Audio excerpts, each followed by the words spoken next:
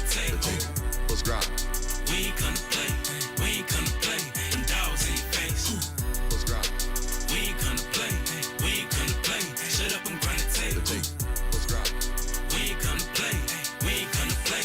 Them dogs in your face. Shut up and grind. Let's grind. Grind the tape, bro. Grind the tape, bro. Grind the tape. The tape. Let's grind. Grind the tape, bro. Grind the tape, bro. Grind the tape, bro. Shut up and grind. Grind the tape, bro. Grind the tape, bro. Grind the tape. The tape. Grind the tape, bro. Grind the tape, bro. Grind the tape, bro. The tape. UGA game day, boy, we ball out. Pull up, put the whole conference in the doghouse. Leave them 6 feet, see me on the win streak. All-star status, go coach, and the bench deep. Offense on 10, how we run it? Your best ain't nothing, we gon' send them boys punting. Black and red, got them dead on arrival. Defense hunkered down for the tie. Hey, you don't want it with the dogs. Film guy on it, you don't want it with my dog. Break it down, play by play, that's the day-to-day. They know we ain't come to play, boy, it's UGA. Kirby smart, I cannot play the fool. Back to back, we did not come to lose. Back to back, like we got something to prove. Pay your dues, dog nation on the move. What's up? We doing a little bit different around here. We ain't come to play, we ain't come to play. Shut up and grind the tape. The tape. The tape. We ain't come to play, we ain't come to play. Them dogs in your face. Let's grind. We ain't come to play, we ain't come to play. Shut up and grind the tape. Shut up. Let's grind. We ain't come to play, we ain't come to play. Them dogs in your face. Shut up and grind. Let's grind. Grind the tape, bro. Grind the tape, bro. Grind the tape. The Shut tape. up and grind. Let's grind. Grind the tape, bro. Grind the tape, bro. Grind the tape, bro. Shut up and grind. Grind the tape, bro. Grind the tape, bro. Grind the tape. Shut up and grind. Grind the tape, bro. Grind the tape, bro. Grind the tape, bro. Shut up. The tape.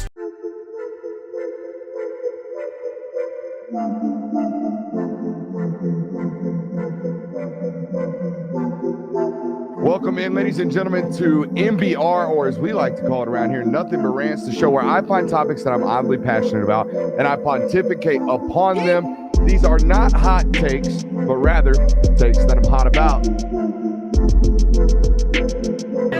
What's up? You really like that?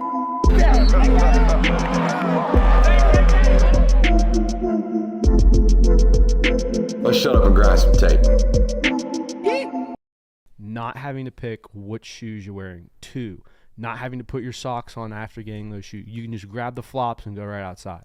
Bro, opening up our last show, best show, with an ad for flip-flops as a grown man is crazy. No sweaty feet, dude. No, there is a stern rule. If you're not within, like an earshot, a good 100 yards of a body of water, flip-flops are not allowed. Open-toed flip-flops, not allowed. The man's rocking dogs out in the middle of the studio right now.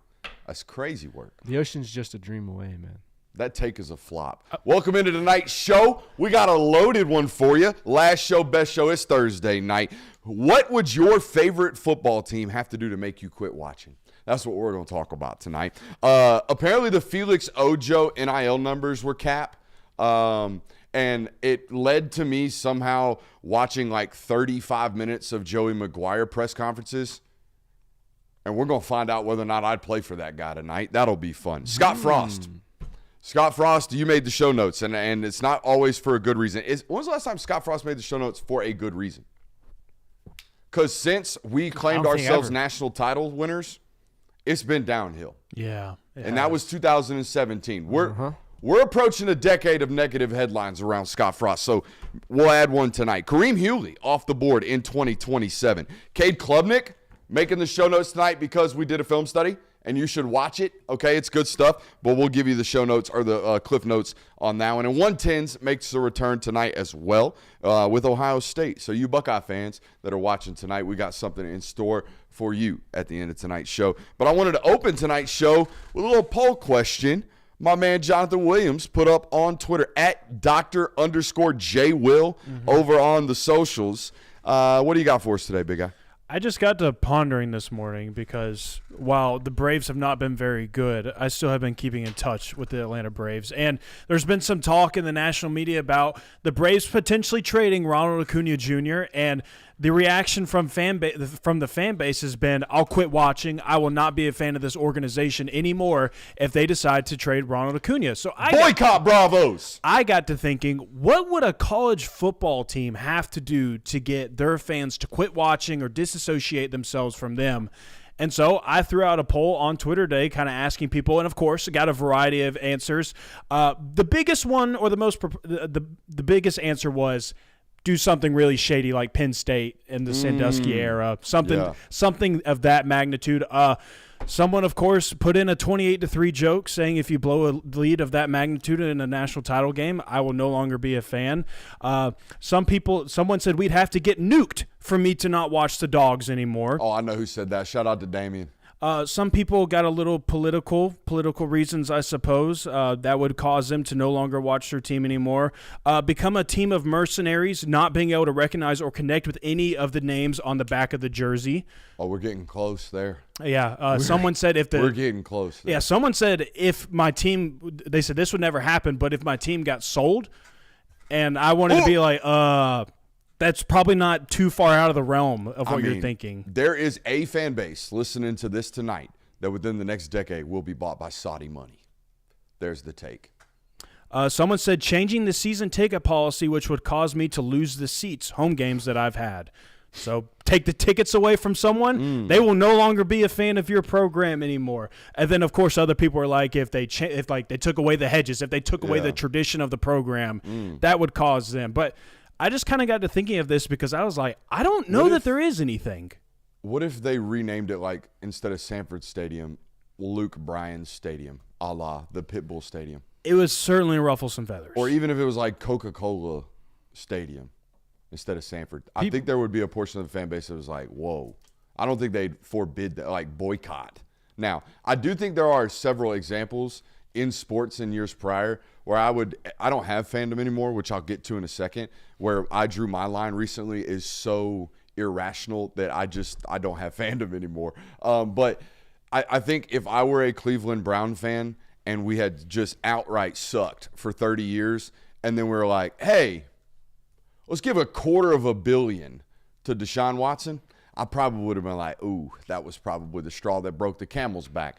If I were a New Orleans Saints fan reading up on the things that were around my football love, I probably wouldn't be supporting the team. I'd be watching, though.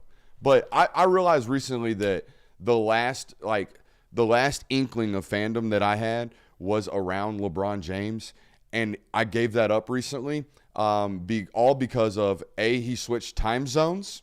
It's harder for me to watch him. So I obviously wasn't very dedicated this run or this recent 5 years. And then once you start faking injuries because you lost playoff games, and then I see you dunking and working out again 60 days later, but you just told us you might have sprained your MCL, I'm out. But that's my line. So I clearly don't have this irrational fandemonium. I don't have it. Fanaticism. Yeah, and there's a lot of people that don't, but I'm here to say that I am one of these people, and I kind of want to provide my clarity and build up my case for this. I apologize in advance to Kirk Herbstreit for what I'm about to say because I am going to reveal the fact that I have been a Georgia fan for my entire life. I've been there for the highest of highs during the last 20 years. I've been there for the lowest of lows. I cried when they won their first natty. I was there when Reggie Davis dropped that touchdown in 2015 against Tennessee. I can go countless stories. I got in a fight at recess one time because someone told me that Tim Tebow was better than Herschel Walker. But did you get the dub, though? Oh, yeah. I mean, no one wins in a fight, but either way, I say all of this. Have you seen the recent viral video? I would beg to differ. That's big facts. To differ. That shit was funny. I say all of this, though, to let you know that I am one of you. I am a fan of passion. I understand how a large portion of your identity is tied up into being a fan. Since I am one of these, I am confident I can say this. There is nothing that your favorite team can do to make you stop being a fan. You can suck for decades. You can trade your best player. You can have a groundbreaking scandal that absolutely ruins your reputation. It doesn't matter. Being a sports fan is like being in the most toxic relationship ever. We all know a person who has that ex that they swear they're done with. You know, the people that say, this is the last time. I've blocked them. I've lost their number. We're never talking again. Only for a couple months later, those two people somehow find each other again and get back together. That's you. That's what being a sports fan is. The real answer, J-Will, is there is nothing. There is nothing your favorite team can ever do to make you stop cheering for them. The Mavs can trade Luka. The Braves could get rid of Acuna. The Redskins can change their name. Joe Paterno can cover up one of the most egregious scandals in football history, and you will still come crawling back eventually because you are a fan and it is in your blood. I think the better line that is drawn here. What's up? I was just going to say, honestly, this takes 100% correct because Falcons fandom exists. Mm-hmm. Yeah. And even like the 28 Like, bro, even before the 28-3 thing, y'all were about to play for a Super Bowl, and the NFL Man of the Year got caught with a prostitute. Yeah. The night before the Super Bowl. Mm-hmm. Yeah, and then they got killed by the And Broncos. then they got crushed. Yeah. That didn't stop them. Nope. Y'all gave the first $100 million contract to a quarterback, and he was fighting dogs. That didn't stop you. Yeah. So Falcons fandom exists, so this take right here of nothing possible short of they nuked the stadium would I stop going. And I think that, like, the better line here is that there are certain things that an organization or a program can do that will result in a fan maybe distancing themselves from that organization and that fandom for maybe a couple of years. Mm-hmm. Like, if the Braves did indeed trade Ronald Acuna, I can promise you I would not watch a game for the next 2 years. I would be that pissed about it. I would eventually find my way back, though, because I love the Braves. I love baseball. I think the same can be said for any fan. You might have disgust for them for a little bit. You might be disgusted in yourself for putting faith in that program or organization. But ultimately, the heart draws back to what it loves most. I want something to bring that back in me. You know what I mean? I want it back. I think you're There's too such, far. something so romantic about it. There is, dude. But I feel like I get romantic about football. I know that sounds cheesy, but I do want something. Maybe one of my kids will do it too. Yeah, I was just. I know? think you're too far into the career path that you've chosen now to be able to like truly grasp something like that. Other than if you choose something completely out of the sport. Dude, one of my favorite memories around sports, and I've done a lot of cool things in sports. One of my favorite memories was being out by a pool bar with my dad arguing about LeBron and Michael during the block game. Like LeBron's about to lose. Game 7? You know what I mean? No, Game 6. He went on to win Game 7 after that. Game 6 was like they were about to lose, and they made this big I thought it was run. Game 7. Kyrie hits the shot. They win Game 7. I'm pretty sure if my memory serves me. The But block is nonetheless- in Game 7. All right, block. We're watching Game 7 then. But we're having the conversation about that and arguing. And I'm like, dead set, no, this is the guy. And that passion, I haven't had a passion about a sports argument like that in a minute. And I know it's because I've lost that irrational fandom. Because I know I wasn't making sense. No fan does. Like the dude arguing with me today on social media. But he don't need it. But yeah, no, there's nothing aside from relocating the team or absolutely just blowing up the entire city. You're always going to be a fan. You'll come back at some point. They gonna Dark Knight Rises that? You know who's never got a fan ever won coming from Lincoln, Nebraska ever again? Scott Frost. Scott Frost. Again, we said it in the opening. Since they named themselves national or branded themselves national champions in 2017, I don't think Scott Frost has had a positive storyline around him. And we're nearing a decade on that, and that's crazy. Now, I know he was away from the sport for a little while, and he's the head coach down there at UCF now, but my man keeps running into it with this specific fan base, and it's not one to do this to. I don't think you do this to any former job. You definitely don't do this to a school that you graduated from and played for. But if you haven't heard, Scott Frost was asked about, what advice he would give to coaches on taking a job. His immediate response and only response was, quote, "Don't take the wrong one," obviously insinuating that Nebraska was indeed the wrong job. And based on his comments recently, I'm going to say yes, indeed, it was the wrong job for Scott Frost to take. as is pretty much any other job that's not apparently in Orlando, where people don't pay attention to you all that much like they do at some of these quote-unquote more passionate fan bases.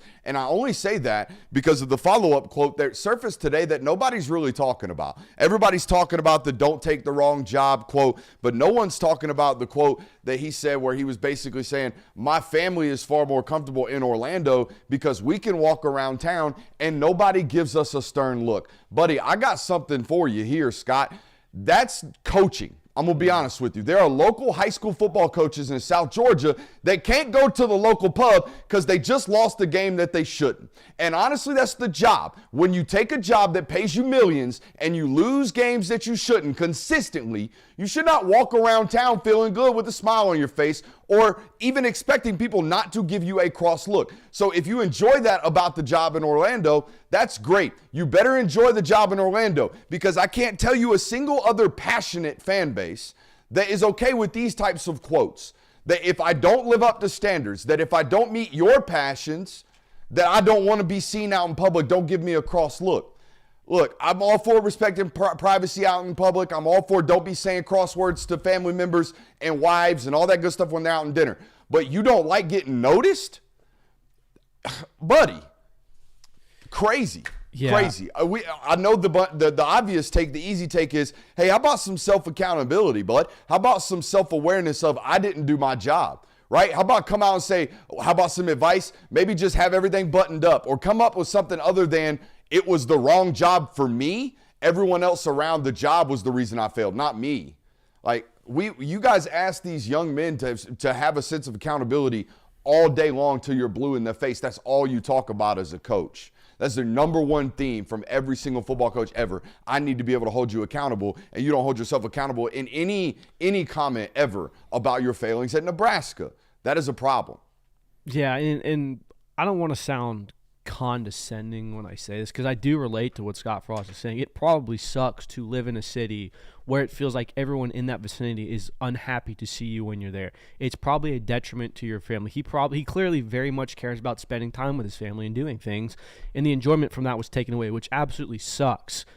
But it also sounds like he might be in the wrong profession if that's the case. I don't want to say you're doing the wrong thing, because he's had far more coaching success than I would ever dream of at the collegiate level.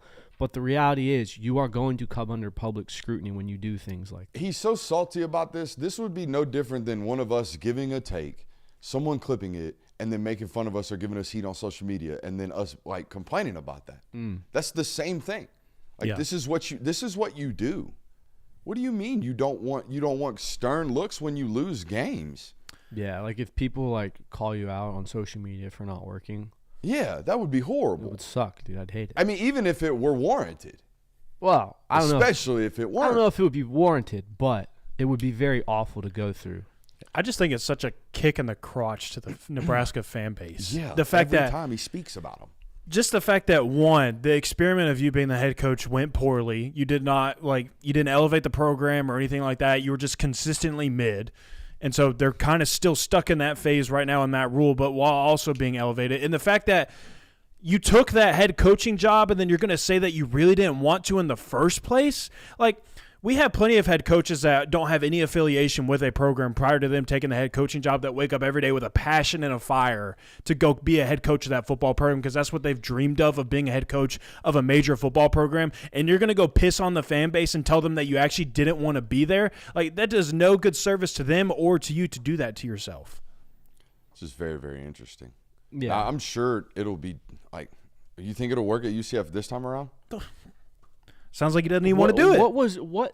I mean, this time around at UCF, it's a totally different era of football than what he played in down there. Yeah. I mean, they had such a superiority over the rest of the conference, and now they're in the fourth best conference instead of the sixth best conference in college football. Mm-hmm. And there is a wide gap between 4 and 6. Let's also not act like Scott Frost was this prestigious, legendary. It was 2 years at UCF. It was 6 and 7 and 13-0. You claimed a national title and said, "Peace, I'm out. I'm going to greener pastures." It wasn't Scott Frost was this success story where he built UCF from the ground up, had it as a consistent program. He turned the key, had it going, and left immediately. Like Josh Heupel was there twice as long. Gus Malzahn was there twice as long as Scott Frost. So this idea that like I was in the perfect situation, I had it all. Things were going well at UCF. Well, you left when things got as best as they would, and you dipped immediately. It's considerably harder to win at UCF right now than it was For sure. when he was there. For sure. In terms of just games. Yeah, good luck claiming a national title because you were the 13th team in the college football playoff rankings. Insane.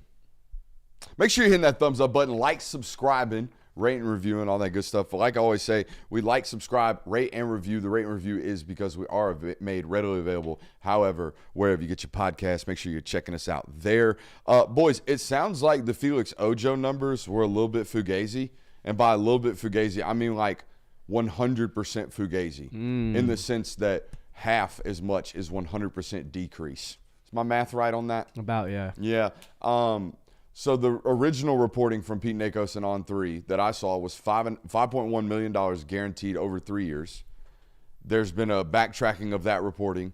Apparently the agent told Nakos that, and now the reporting is that it's half of that, or roughly half of that. He's getting like $2.6 million guaranteed over 3, which kind of puts him in the range among normal 5-star tackles, which we talked about the other night. I don't believe he's in that range, but makes me feel a whole hell of a lot better if I were a Texas Tech fan that we spent half as much as I was told that we were actually getting spent on.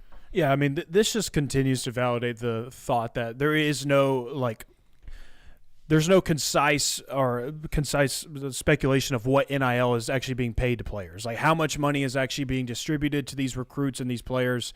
Like, we just don't know because, like, one thing is being told from one party that could be completely different, and then another party comes. Like, we just seriously have no idea what is – that's one of my biggest problems with it, and one that we have all voiced on this show as our biggest problem is there's no, like, clarity on this. Yeah, we've been very consistent in saying, yeah, the deal is said to be this or believed to be this, but we don't know if it's inflated. We don't know if it's minimized.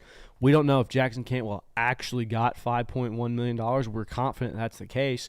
But in some instances, it's very clearly just agents going out here and saying, look what deal I got from my client to make themselves look better. I do. Every GM, every coach that I speak to thinks there will be clarity by the 2027 recruiting cycle. Until then, there's really nothing going on that they know about. Like, for example, and we're going to talk about this a little later, but we're already stumbling into this. There is no clarity right now. We thought we were going to get some with the settlement of House versus NCAA, but they just passed another CARE Act or some act today in Congress that's supposed to be implemented by Thursday that's basically going to allow collectives to act as if they are marketing agencies, and then those deals have to thus get passed through NIL Go. And Deloitte, which, by the way, saw another report today, they've had a deal that an SEC program's been waiting on for 4 weeks, just sitting on their desk that they haven't gotten to, so much so that part of the deal had deliverables that had timetables on them that the player now missed. So how are they going to pay them their money is the big problem.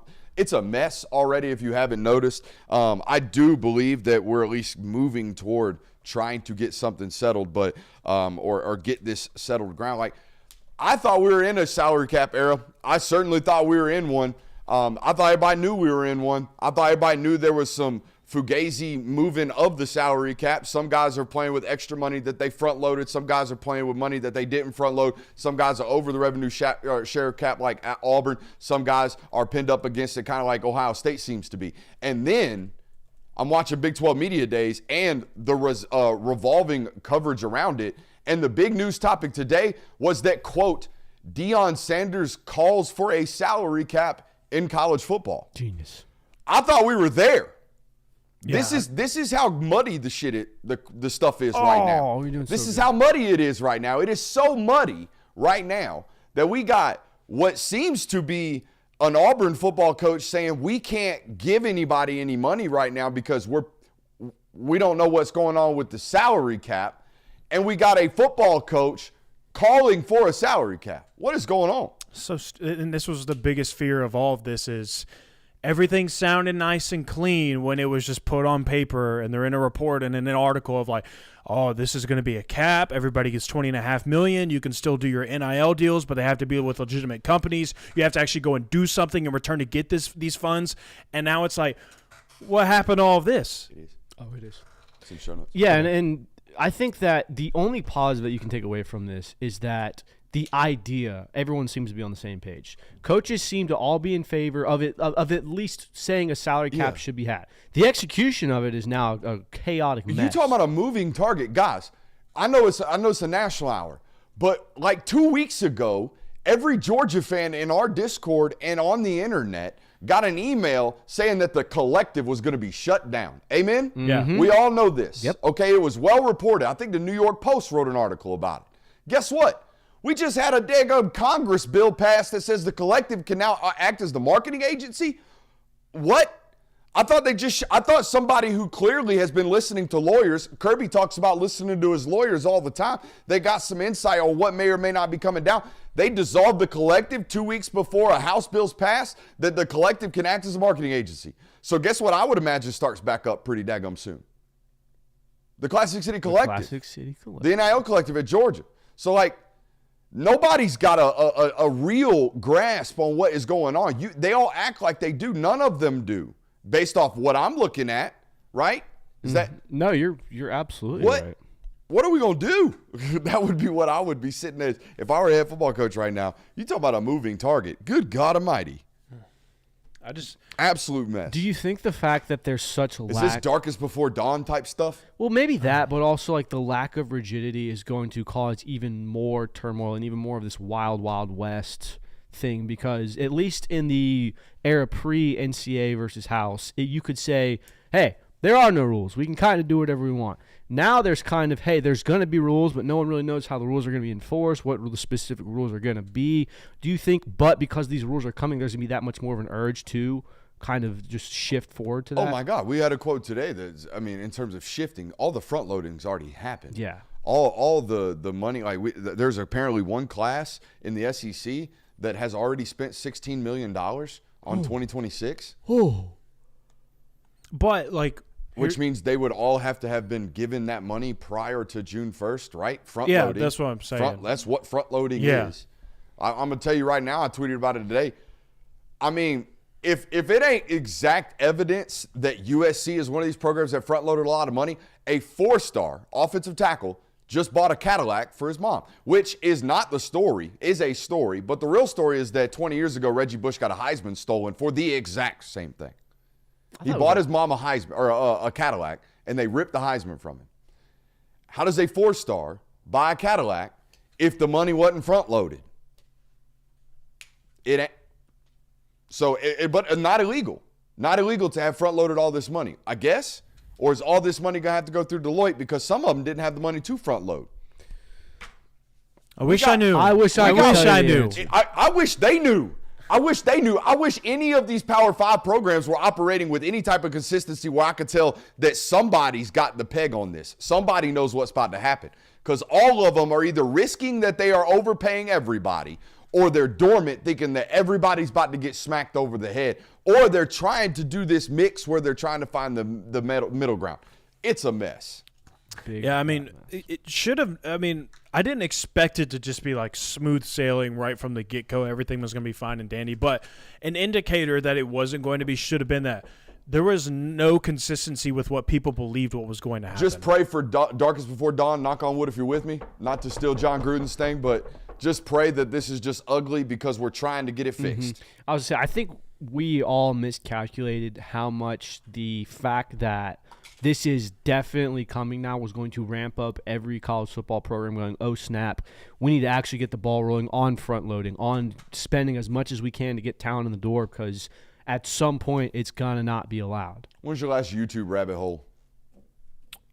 Probably Like the last week or something. Yeah, what was it? Oh, Do you remember No. the topic? What was your last YouTube rabbit hole? Because I honestly, think I'm only asking because I think I fell into my weirdest one yet today. mine was probably like 2 years ago, probably. Yeah, I was 2x speed in mainlining Joey McGuire press conferences today. Oh. Yeah. Interesting. I was trying to figure out why Mans is like being labeled one of these classic salesmen and like anybody will play for that guy type stuff. So we had to put him through the I'll play for that guy test, meter gauge, if you will. Ooh. And here's how I established this. I watch your opening press conference at media days. I watch you after a big win. I watch you after a catastrophic loss. And I try to figure out who you are, because I think that's who you are. At least that's how you speak about what you want to be. In your highest of highs, in your lowest of lows, in your fakest of fakes, which, let's be honest, that's what media day state of the address is. They ain't telling us the truth. They're telling us what they want us to hear. So how good do you sell your program? How good do you sell your program when you lose? How well do you sell your program after you win? That's what I'm trying to find out when I go listen to these things. And here are my notes from Joey McGuire. For those of you who don't know, the head coach at Texas Tech. Not to do it. Why you laugh? Because why you laugh about that? Because there's somebody watching this going, who is Joey McGuire? I know, but that's the funny part is as much as Texas Tech has been in the news of recruiting and everything, nobody knows who the head coach is. You know Cody Campbell. But people know who the booster is. People know about the oil money. Hey, Cody Campbell was at media days doing the row. He was doing media row. I know who Jerry Maguire is. Show me the money. Also, Cuba Gooding Jr. Money. Huh? Cuba Gooding. Also Cuba Gooding Jr. Yeah. Jay will learn something about Cuba Gooding Jr. earlier before the show. Wow, what is it? Was it a revelation for my man? We'll keep that one off. Yeah, but no, I was watching media days today, and then I watched the win after I think it was Oklahoma State, and I watched another loss. Well, I can't remember the exact crossovers, but he's a player's coach, man. That's good. Even talked about a player having a good enough year so that he could declare early. Was like actively promoting that happen, like actively wishing that. I don't hear that very often from college football coaches. Leading that, I believe he was talking about Caleb Douglas with that one. He plays the hits too, like every great football coach in these media's availabilities. Proud of the team GPA. Hell yeah, my man. Look at pressure as an opportunity. We love that. And, you know, the old classic, I want to be around people that want to elevate. We love that. We love that. He's a relationship builder, as most good head coaches are. You can tell that by listening to him talk. Also knows how to talk to the fans as well. Notice that after a loss, talking about our fans don't deserve that. You know, not making excuses, pointing it at me, doing all the accepting of responsibility that we love to see from a good football coach. And, you know, I love that he watches movies with his guys before game days. I think that was one of my favorite things to do. I think that's cool, man. I like that. Before the game. As an ex-player, that's good stuff. Getting a good move. Was watching Gladiator. Classic. You know, was doing one of those. I mean, might have ripped it from Dan Lanning, but hey, originality ain't the king of all things. Results are. We'll see if he gets them this year. I'm gonna tell you what, boys. Upon further review, I think I would indeed play for this guy. Oh, no. I would indeed play for this guy. I know he what stands you're doing. on Let him tables finish. post-game for his dudes. He doesn't duck shortcomings. I totally understand why Joey McGuire could talk a billionaire into buying him a great roster. I would play for this guy. I know what you're doing. I ain't doing nothing. I don't know what you're accusing me of. Accusations, false accusations. I do not know what you're doing. This is the classic Brooks Austin curse right here, dude. Look, if you have ever followed or paid attention to the show, if you're new here, anytime Brooks has high praise for someone, whether it be a coach, a program, sometimes a city, shit goes catastrophically wrong within the first year or so. You brought the city up. That's crazy. Dude, that was the biggest one. That was the biggest one. Like, literally. That was the biggest one. Like, we don't need to get too far into it. Go watch our Sugar Bowl coverage. You'll see what happened. So this is classic. Joey McGuire, you've been hexed by Brooks Austin. Hey, look, man, allegations, I'm not going to stand by them. Objection, Your Honor, false allegations. I don't know, because I remember a point in time in this offseason where, I mean, this was probably March. This is early offseason. And you came onto the show saying that I am hexing the Texas Tech Red Raiders. I am preying on their downfall. I like all this stuff. And now you're saying, hey, Coach McGuire, I play for you. Come on, man. Look, see, what you guys are doing is having a memory bank of my takes, and I will not allow that. Okay? I will not allow for retention of the take. Okay? Unless it's about ball knowledge in and of itself, you are not allowed to retain that as a core memory of my takes. All right. No different than I stumbled upon a YouTube short yesterday of us talking about the Texas defense last spring, giving up 700 total yards in their spring game, and us saying that that is a bad thing and that is a big cause for concern. Meanwhile, Texas arguably had the best defense in the sport last year. We're not going to talk about it. I think I was out that day. I don't remember that. I was. I definitely was not the guy on the short that was on the short. Definitely wasn't me. Well, that's because Arch Manning was so good. He was torching him. Remember? Yes. That was indeed what happened, actually. That take is Arch Manning threw for like 440 in a spring game. That we were take like, is this now DB room is The atrocious. secondary sucks. This secondary is butt. John A. Barron. I think Makuba. They must not have played. No, that's what I was going to say. I think I do remember Texas's spring game last year where their starting defensive backs were not playing, if I remember correctly. Right. The secondary. So I definitely did not say that I was cursing Texas Tech, and I definitely did say today that I would play for Joey McGuire. I would. I'd play for that guy. My condolences to Coach McGuire. I'm very sorry. Texas Tech. You had a really good offseason, but you've been cursed. See you next year. Speaking of people preying on the downfall of my man Joey McGuire, my guy Joey McGuire. Did you see the quotes from the other anonymous Big 12 football coaches that they interviewed? They gave them anonymity and was like, "So what you think about Mr. Oil Tycoon throwing billions around?" I did not see this, actually. Yeah, this is actually really good reporting by The Athletic, who, by the way, don't know if you noticed, I'm a big sports business guy. We'll talk about this later. Okay. Somebody bought them recently, and it ain't the New York Post. Somebody has merged with The Athletic. Is it someone we know? A company that's trying to basically swallow the entire industry. There is an alignment there, if you haven't noticed. Because I have. Continue. And I haven't seen a front office sports article about it, but I saw the two logos sitting right next to each other on this article that I was reading. So there's that. Quote, good for them. Hell, if I had Cody Campbell, I'd be doing sleepovers at his house. Hey, best buddy, how can I help?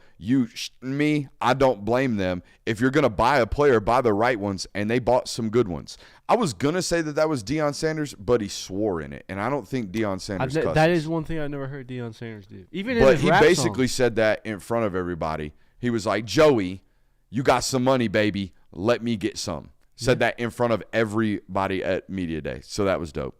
Are you looking up that merger? Trying to. Yeah. I don't know. Like I said, I don't think they've done the whole full gambit on that, but I did see them paired together. Another coach said, I mean, it's childish. I think it's, hey, look at me. I don't think it's good for college football.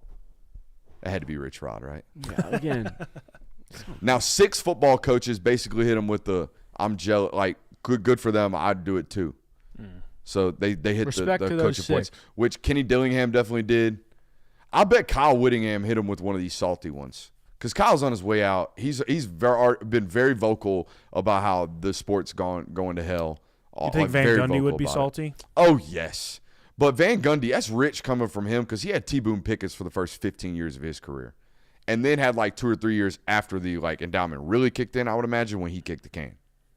That is true. I forgot about that. So it would be really rich coming from Mans who also put barcodes on donate to me barcodes on the helmets at the spring game. Yes. Would be really rich from him. Forgot about that. Side note, I miss when Oklahoma State and TCU were like consistently top 12 teams. That was a fun era of college football. Continue. Quote, ridiculous. They're not just outbidding.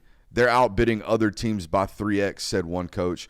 Wild, but it will be interesting. If players are good kids about the right things and about winning, I think it'll go great. If they're about themselves, first time adversity hits will define them. That's all portal culture right there. And then this quote, I don't even know what to believe. I don't even know how it's possible. Those are big numbers. There will be a lot of young men taking pay cuts when they get done playing college football. That is a big fact. That is a big fact right there. The weirdest thing is the misreporting on the Ojo thing that quickly. Yeah. And not having, I don't see no retractions. Did I see any deleted tweets from the big graphics of 5.1 million? That's the one I keep seeing regurgitated. Yeah. So, kind of like them false allegations of that hex you say I'm putting on these folks. I ain't doing none of that. What are your thoughts on Texas Tech buying a roster? I've been good on you. Pretty open. Like, do it. Yeah. You've been relegated to this system where no one believes in a Big 12 team. No one believes in you, Texas Tech. You haven't really been a have of college football ever.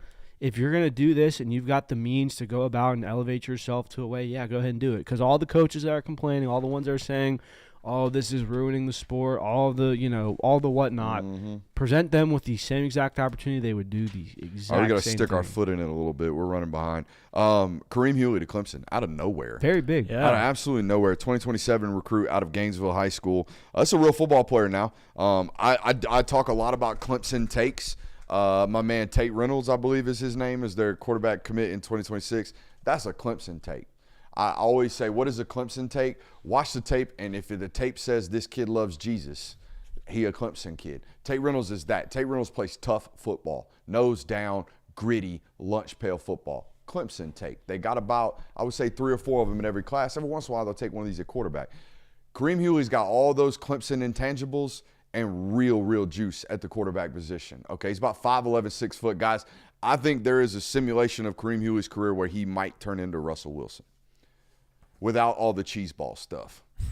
You know? Yeah. Without all the cheese So, ball like, stuff. You say that prime nowadays, people are Seahawks like, Russell ooh, Russell Wilson? No, like real Russell Wilson. Like prime Seahawks Russell yeah. Wilson. And I didn't know about the elite. I would say elite athleticism that he possesses until I went and watched it in person. And at Gainesville, when you go see it, they actually have like real data and real metrics live right there with you, like a real college program does. They have catapults and GPS metrics, and I'm watching him practice, and he looks like, it's shorts or shells day. It's helmets, shoulder pads, or shorts. And he looks to me like he's playing the game smoothly, like never really sticking it in the gas full tilt, never really having to play that way. Playing it like smooth. And then I go over there and look at the metrics, and he's running at 19 miles an hour. That's juice. Like when you're playing it smoothly without like really having to twitch up and you're moving at 19 miles an hour, that means there's extra, left in the tank as well there. I do think this is a guy that not only has that type of athleticism, he's got thick middles. We talk about thick lowers all the time here. This is a quarterback that from his chest down to his knees, real thick. He's already like carrying a good solid 200, 205 pounds, I would say. I don't know what other, systems got him listed at. That's the eyeball metric of just how thick of a football player this kid is already.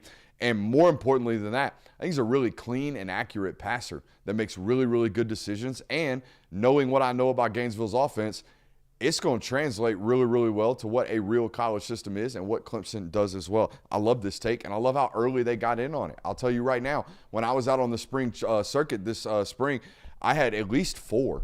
I know off the top of my head, and I remember 4 SEC programs that A, asked me about him, and B, told me to get footage and heights and weights of him. Okay, so there was significant interest in this guy. And then you go to practice, and it was like an NFL scouting combine in terms of mass scouts on the field. It was unlike anything I had seen from a amount of college coaches standing on the field evaluating a quarterback. It was a good 15, 20 guys out there everywhere from LSU, Notre Dame down to, not to do this to them, but Georgia Tech. Okay, so it was the full gambit of Power 5, football coaches out there evaluating this kid. So I understood the just pure interest, but for Clemson to get in this early, that was really impressive. I think, too, about Kareem, and I'll kind of draw a comparison here to Stetson, and what I mean by this is not that they're play styles, but, there's always this saying of, like, you look at Stetson, the way he plays, and you watch him on TV, and you're like, this guy doesn't have juice. He doesn't have arm talent. I think you can say the same thing about Kareem Huey, because when you first walk up on him, I was like, I'm intrigued to see this, because if it goes how I think it will, I don't know if I'll be that impressed. There's juice there, and it's juice that you have to see up close in person to really understand what kind of juice is. But the arm power is there. Was that one of your first examples of the old scouting theory? You don't see it until you see it live? Yeah, man. Yeah, it's one of those ones. I came away so impressed. I loved it. It'll happen. And I've seen it in the inverse, and I don't want to call Buddy out, but I've seen it in the inverse. Yeah, and shout out to Clemson for still being able to get in early and having the scouting wherewithal to find guys like this, because we've kind of talked about it. Recruiting's tapered off a little bit from when it was in the top 5s around the prime of Dabo Swinney and Clemson era. So the fact that they're still able to pull guys like this, it's a great sign, especially with the NCAA rev share coming. Make sure you hit that thumbs up button. While we're on Clemson, by the way, we had a film study today. Yes, we did. We had a film study today. Broke down Cade Klubnik, and I came away with a stern scouting theory. I have the number one thing that will stunt the development of a young quarterback. Any guesses? Bad offensive line. You dang right. I don't care how good you are. I don't care how disciplined you are. I don't care how smart you are. I don't care how well you see the field. Even if you're I trust that Cade Klubnik is a smart football player. I've seen him talk the game. I know he studies it. I've heard people talk about his processing ability. I've seen the ability for him to process when they can consistently protect him. But when Clemson football plays elite front, like 4 players and front 6 like box defenders, I can see the scar tissue on him on tape. And that's the way I described it in my notes today. There is scar tissue on tape when you watch him, because they don't just get beat in terms of like a slow build, like the pocket just collapses eventually where I can kind of be strong in there. No, when Clemson offensive linemen get beat against Georgia, when they get beat against Texas, they get beat now, right now, and guys are on them quickly, okay? So what ends up happening to Cade, very few times in that tape against Texas did we see him not only get to the third read in the progression, which is very important, especially when we're not necessarily creating a lot of separation late in the season because we're banged up at wide receiver. When I get to number 3, or when he got to the third read in the progression, our feet were parallel to the line of scrimmage. And I said it in the study today. I think we're going to have to create a punishment. If I'm a coach, if I'm a member of a coach, we will create a punishment for the amount of times we're on the front side of the read in the progression, and when we go to work the back side of the read in the progression, our feet become parallel to the line of scrimmage. Because when our feet are whacked, we are not going to be ready to throw the football. And I think you were in here, I know you were in here during the study today. That was my biggest takeaway, that when I watch strings of games where they're playing lesser than competition and the offensive line holds up, he plays really, really well from the pocket. But that tape that we watched and the tape that we watched against Georgia, you see the scar tissue by third quarter. You see it by the fourth quarter. I see a quarterback who can't quite get through his reads. Yeah, that was one of the biggest takeaways of the film study, is that it very much so reminded me of us breaking down Nico's tape last year about midway through the season, and he had very similar issues where offensive line wasn't holding up, left tackle's kind of banged up a little bit, he's getting beat consistently, and he has the same issue of he's putting his feet parallel to the line of scrimmage, and he's cooked every single time, and he's just running around like a chicken with his head cut off. Whereas Cade, it wasn't necessarily that bad, but it was still just like, if we played cleaner. The difference between the two is when Cade's like getting out of the pocket, his eyes stay downfield. Yeah. Mm-hmm. When Nico got out, he was getting out to run all the time. Yeah. So it does lead to some of these scrambling plays and some of these, why isn't the ball out moment? He ends up evading the eventual rush, and he makes a play downfield, and his wide receiver finds a void in the zone, and we pick up a 12-yard chunk. Like, some of it leads to positivity, but especially if we're evaluating this guy from are you going to play on Sundays? I'm here to tell you right now, pockets are chaotic 24/7 on Sunday. Watch the game. All those guys are having pockets cave on them, and you got to be able to stand in there and find what you need to find. And not only that, the more and more I study the position, the more and more, if your feet are not tied to your eyes, you will not have success. You just won't. Now, it's and when we watched it yesterday, was one of the first things I told you was it makes me really respect what I watched for 2 years with Carson, because there was never a moment where his feet weren't tied to his eyes. Hell, that guy would get to number 4 with it tied together. The problem was, if somebody did get beat right now, I can't name a single time where Carson Beck gets out of the pocket, right or left, finds an explosive down the field. Nope. Not off the top of my head. You won't find it. What you will find is like, oh, wow, he actually managed to scramble for 8 yards. That's what you found. And it was like, oh, wow. So that's his limitation in his game. But damn, did I admire the ability to progress through the reads. So you got to, I guess, give and take with each quarterback, or just maybe consistently give him protection, which I don't know if they're going to have this year either. That's probably not going to be able to happen. Do you think they're good guard to guard? Yeah. They're just they don't produce NFL tackles. They haven't. It's a fact about Clemson football. They don't produce like first-round tackles. They don't.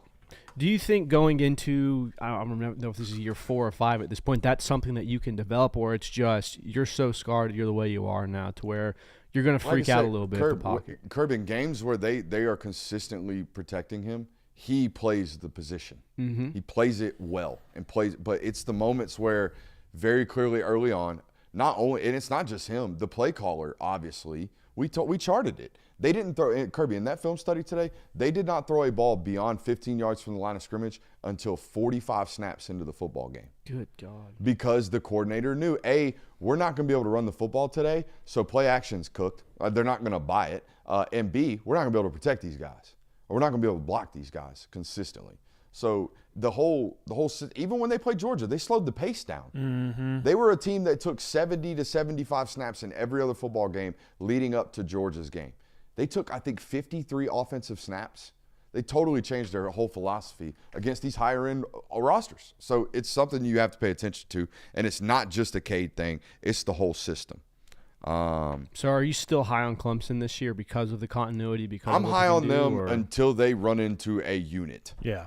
Even in the ACC, look, I know a lot about college football. I think I'm as well versed as anybody, and I'm probably the only national voice that will tell you this. I don't know enough about the ACC to know if they're going to run into one of those units. All they need is 2 premier pass rushers. He's going to have a hell of a day. You know what I mean? And they're going to run into that in the playoffs. There's no doubt about that. But I don't know about their schedule. I know Ruben Bain's really good at Miami. But that's an interior D tackle. That's a 3-tech. They're good there. They can slide bodies there. Them violent, twitchy edge rushers are the ones that Colin Simmons gave them nightmares. Number 8 from Texas gave him nightmares.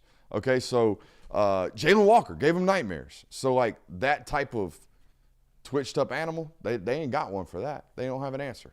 So they're going to find one. So. Speaking of one of those 6'3", 245-pound edge rushers, have y'all seen what Alabama's about to do tomorrow? Oh, yes.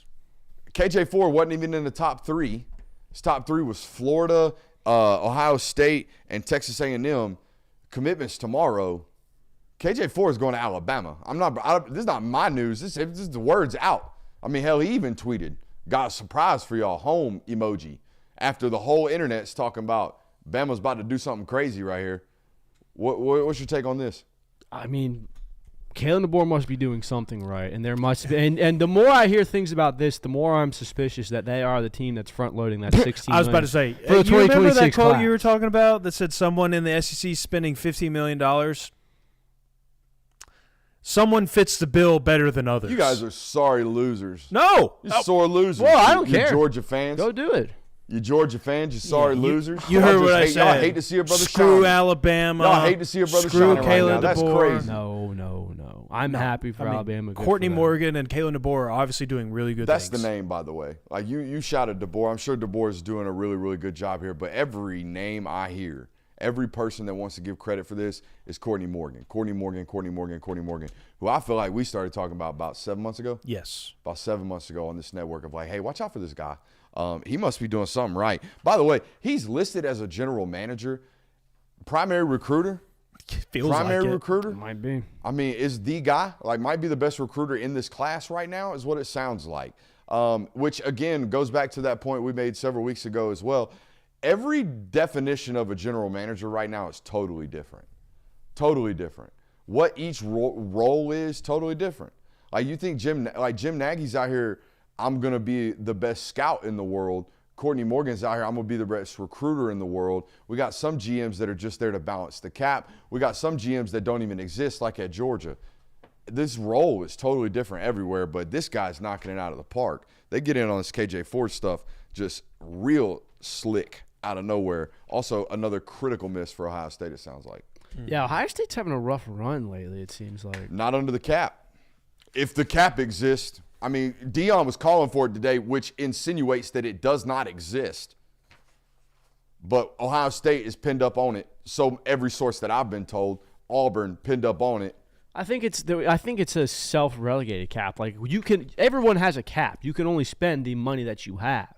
Now there's no set number. Hey, this is the only amount that you can spend, even though you have way more than that. But there's a cap for everything, and it seems like Ohio State's kind of exhausted their funds at the current moment. That's what I'm guessing their over the cap is. And that's why I'm guessing Deion Sanders is out here calling for a cap, because Colorado could never spend as much as Ohio State in an arms race. We got 10 minutes left, and we got 110s. Oh. We got Ohio State on the summer conditioning test today, boys.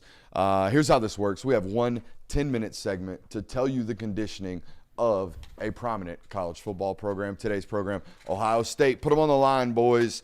Biggest loss of the offseason. What is it? So I think it's a tandem. I think it's Quinshon Judkins, and I think it's Travion Henderson. Oh. I think that outside of Jeremiah Smith last year, those were your two explosive playmakers. More so Travion than Quinshon, but in moments where you needed to, you really leaned on those two guys to be the playmakers in offense. And in moments where Will Howard wasn't on his best game, Those were the two guys that you really push forward, and not having those two stars in your backfield anymore, losing both in the same offseason, I think that's the biggest loss. I want to give Emeka Ibuka a shout. I know that's not going to feel like a massive loss because they have so much weaponry. They have Jeremiah Smith. They have Brandon Ennis. They have Carnell Tate. So you're not going to feel it as much as you would a Travion Henderson and a Jack Sawyer. I mentioned those two guys because not to do the I've actually interviewed these people, but – when you talked to Ohio State football players last year, there were two very clear, obvious leaders of that football program because they had not only been there a long time, but they were great players and they were great young men, Travion Henderson and Jack Sawyer. Like everyone looked to those two humans at all times. I mean, hell, the play call to basically win them the Texas game, Travion walked into the huddle and told Ryan Day we should run the screen that we've been practicing forever. Now, granted, it sounds like Travion had been doing that for 3 years straight, but they finally went to it. Yeah, I mean, the other tandem that I went with for biggest loss was the two coordinators. Yeah. Like, I first off started trying to list off, by the way, they lost a load of players. Like, you named it. The two running backs, Will Howard, Emeka Ibuka, like, it goes on and on, Jack Sawyer.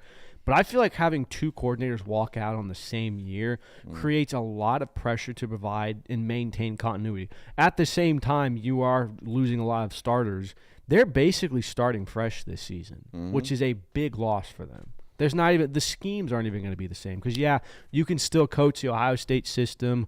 You can still coach, the defensive system that Jim Knowles installed, but it's not going to be the same.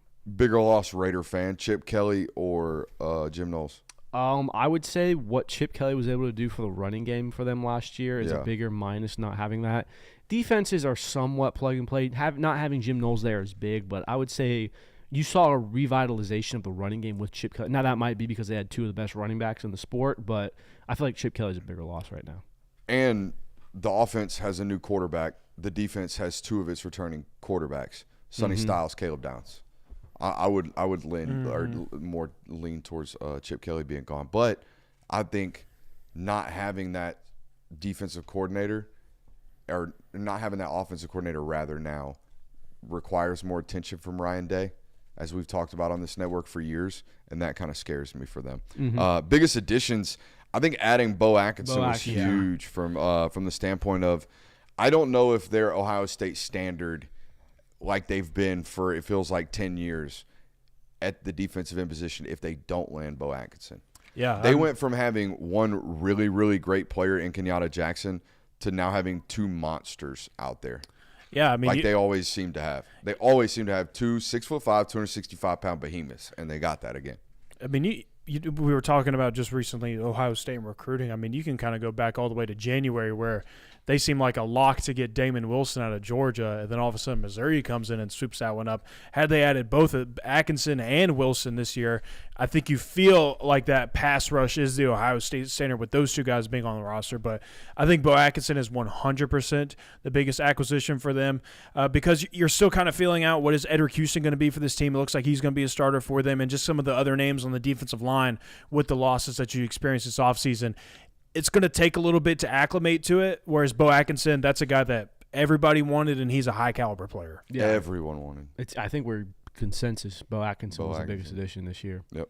I know they added Did we ever confirm whether or not the tackle that they added is indeed the lunatic who was slamming his face? Did not into his confirm helmet? that. Couldn't figure that one out. Ohio State fans, help us out there. Maybe AI can help us out there. Add some type of value to this show. Jesus. Won't be coming for our jobs anytime soon. Oh, man. That's how you know you're in the circle, when you get a jab. Take another week off. Why don't you just get us a hot mic right quick? This man goes on vacation more than me. I've never understood that one.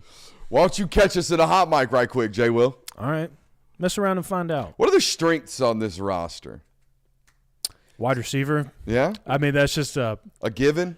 put it on repeat, baby. So- It's the wide receivers, man. So it's always going to be wide receivers. Roster strength, I feel like, is kind of a played out one. It's a top 5 roster in college football despite all the losses it's had, despite everything. I do feel like a strength for this team that's kind of unique to Ohio State.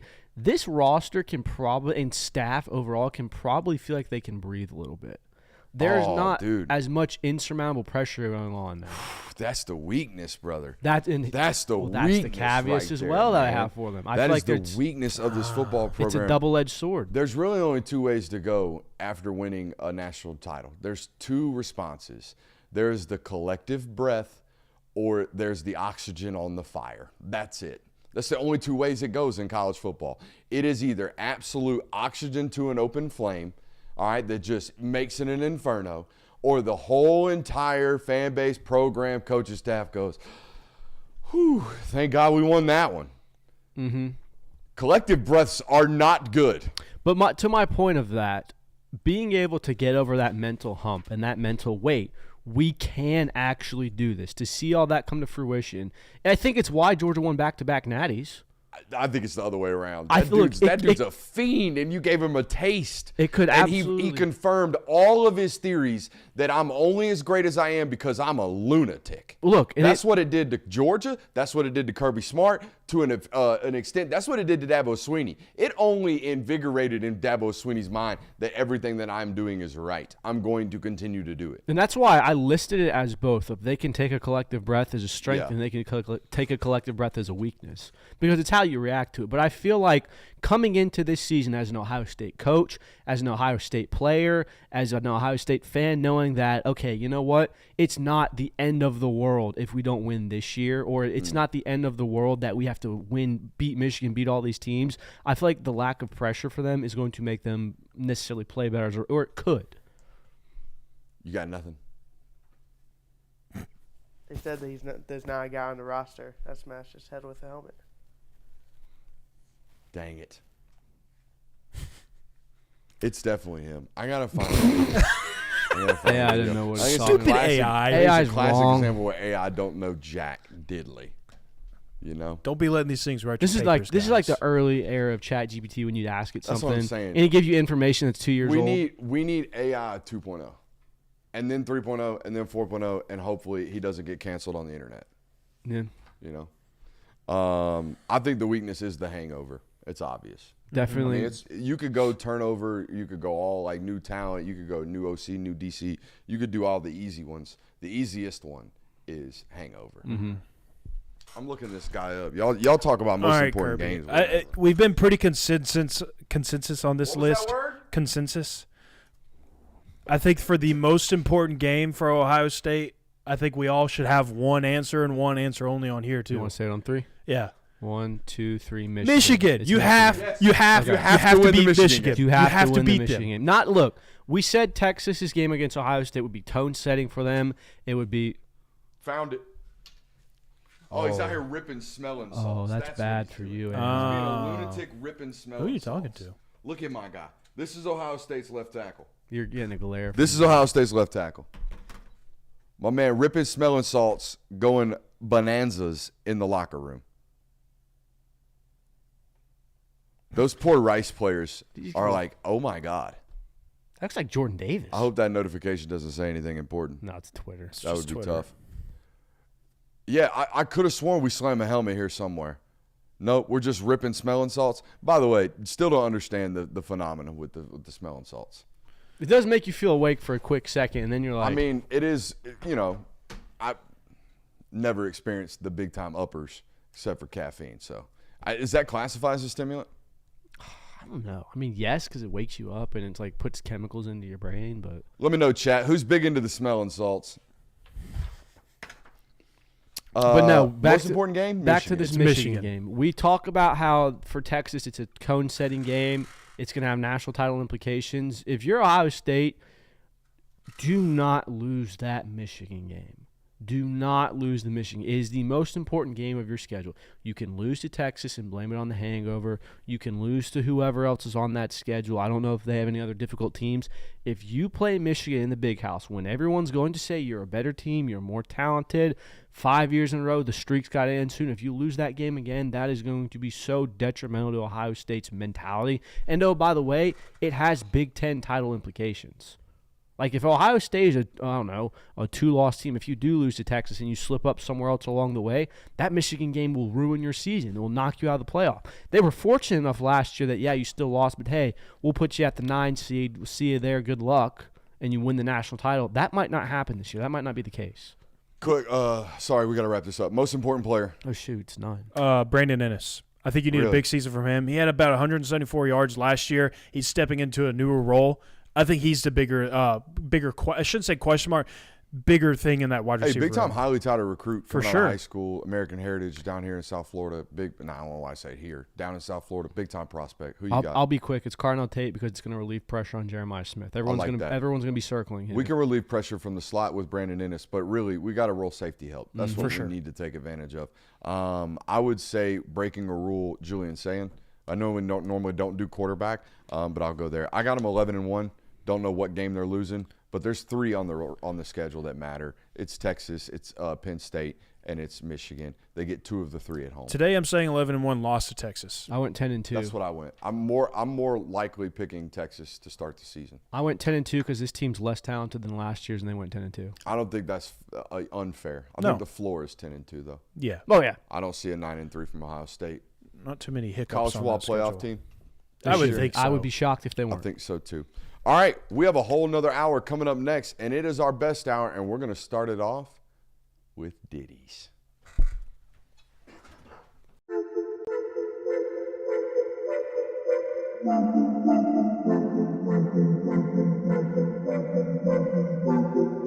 Welcome into Talk the Dog, the show where we find a bone to pick and a take to give. These are not hot takes. These is dog takes. Can I talk that dog? What's up? You really like that?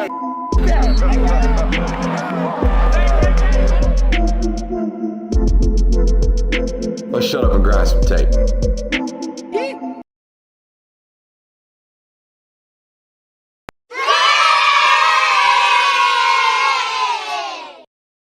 We got what we call 2 D's in one hole. If our lower body is messed up, we're going to let it flail. You guys might get a lengthy one today. If my unit is too far inside, what is available to you, Jonathan? Whether it's elongated or not, whatever it looks like doesn't matter to me. I see him now in between his crotch trying to make sure he's got it.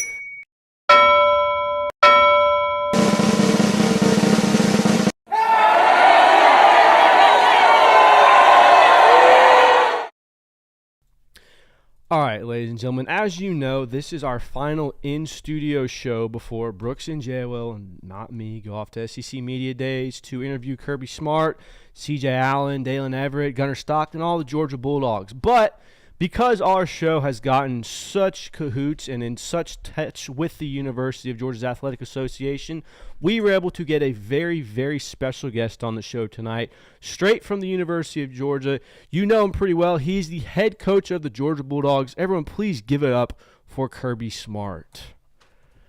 Dude. Yeah. Hey, Coach, how's it going? I understand you have an opening speech you want to give us? Yeah, thanks, Commissioner Sankey. Who I've got to say, I don't think there would be a better captain to have led our conference through these shaky waters than one Commissioner Sankey. We as coaches have a tremendous amount of respect for the way that he has led our conference over the last several years. I'd like to start by talking about what we have been doing this offseason. I truly believe it's where the championship DNA is both formed and instilled in a roster. I've been extremely pleased by the player-led leadership that's been on display this offseason. We've really focused on rebuilding the foundation of our program. We actually did a recent study as a staff about the Egyptian pyramids. Recent discoveries have found that hidden hundreds of feet beneath the Earth's surface, the pyramids continue beyond even greater lengths. In any football program's successes, the core foundation to those successes is often hidden underground. It's done in the shadows. It's done in the dark. I'm excited about the core roots of the roster that we've established here at the University of Georgia. Of our 105 players, ladies and gentlemen, on the current roster, 91% of the roster were high school prospects that we've signed and developed in-house. That being said, I couldn't be more excited about the transfers that have taken up the challenge that is being a Georgia Bulldog. I'm extremely proud of the continuity that we've been able to achieve at the University of Georgia. No one more than me knows how truly special this place is. But to have a staff intact for not just one, but 2 straight seasons as I stand here at this podium at SEC Media Days is not only a testament to our university, it's a testament to our town, and it's certainly a testament to our players. I couldn't be more proud of the 3 men that I've brought with me here today, and I'm truly excited about the opportunity for them to introduce themselves to the nation. I think these 3 men are the perfect example of what it means to be a Georgia Bulldog. I'll tell you a quick story about Gunner. I'll never forget. We're out in the pasture on an in-home visit, tending to the cattle. And I looked my man in the eye and I asked him, would you lead my flock? Make sure y'all ask C.J. Allen about the time that we were down there at the Dairy Queen off Atlanta Street in Barnesville, and we saw my man Lane Kiffin walking right out of the hot yoga studio downtown. And for those of you interviewing Dalen Everett today, please make sure his microphone is turned up. But in all seriousness, before we take questions from the media, I do want to thank you guys for being here today. From the bottom of my heart, I want to thank you for absolutely nothing. I'll take questions now. Has Kirby lost weight? Yeah, I think he might have it. Ditched a bowl cut, too. Different. I mean, I can't see man. shit. Guy loses in the first round of the playoffs one time, and he just loses everything, huh? Word on street, Kirby on Zempic? Interesting. Well, somebody ask questions. If y'all don't have anything ready for me, I will more than happily leave this place today. This actually is Kirby Smart. Coach, I got places to be, yes. Yeah, hey, Coach. Front row. Major story a couple weeks ago took place. Illinois head coach Brett Bielema was kind of sending shots at you, maybe implying that you might have tampered with running back Josh McCray. Do you have any response to that? I should have been prepared for this question. Matter of fact, that's a good one. I have no comments about the allegations that we may or may not have tampered. First of all, we didn't. Secondly, who ain't tampering? You know? Who ain't? You guys aren't? No, we're not. We don't. Other people do.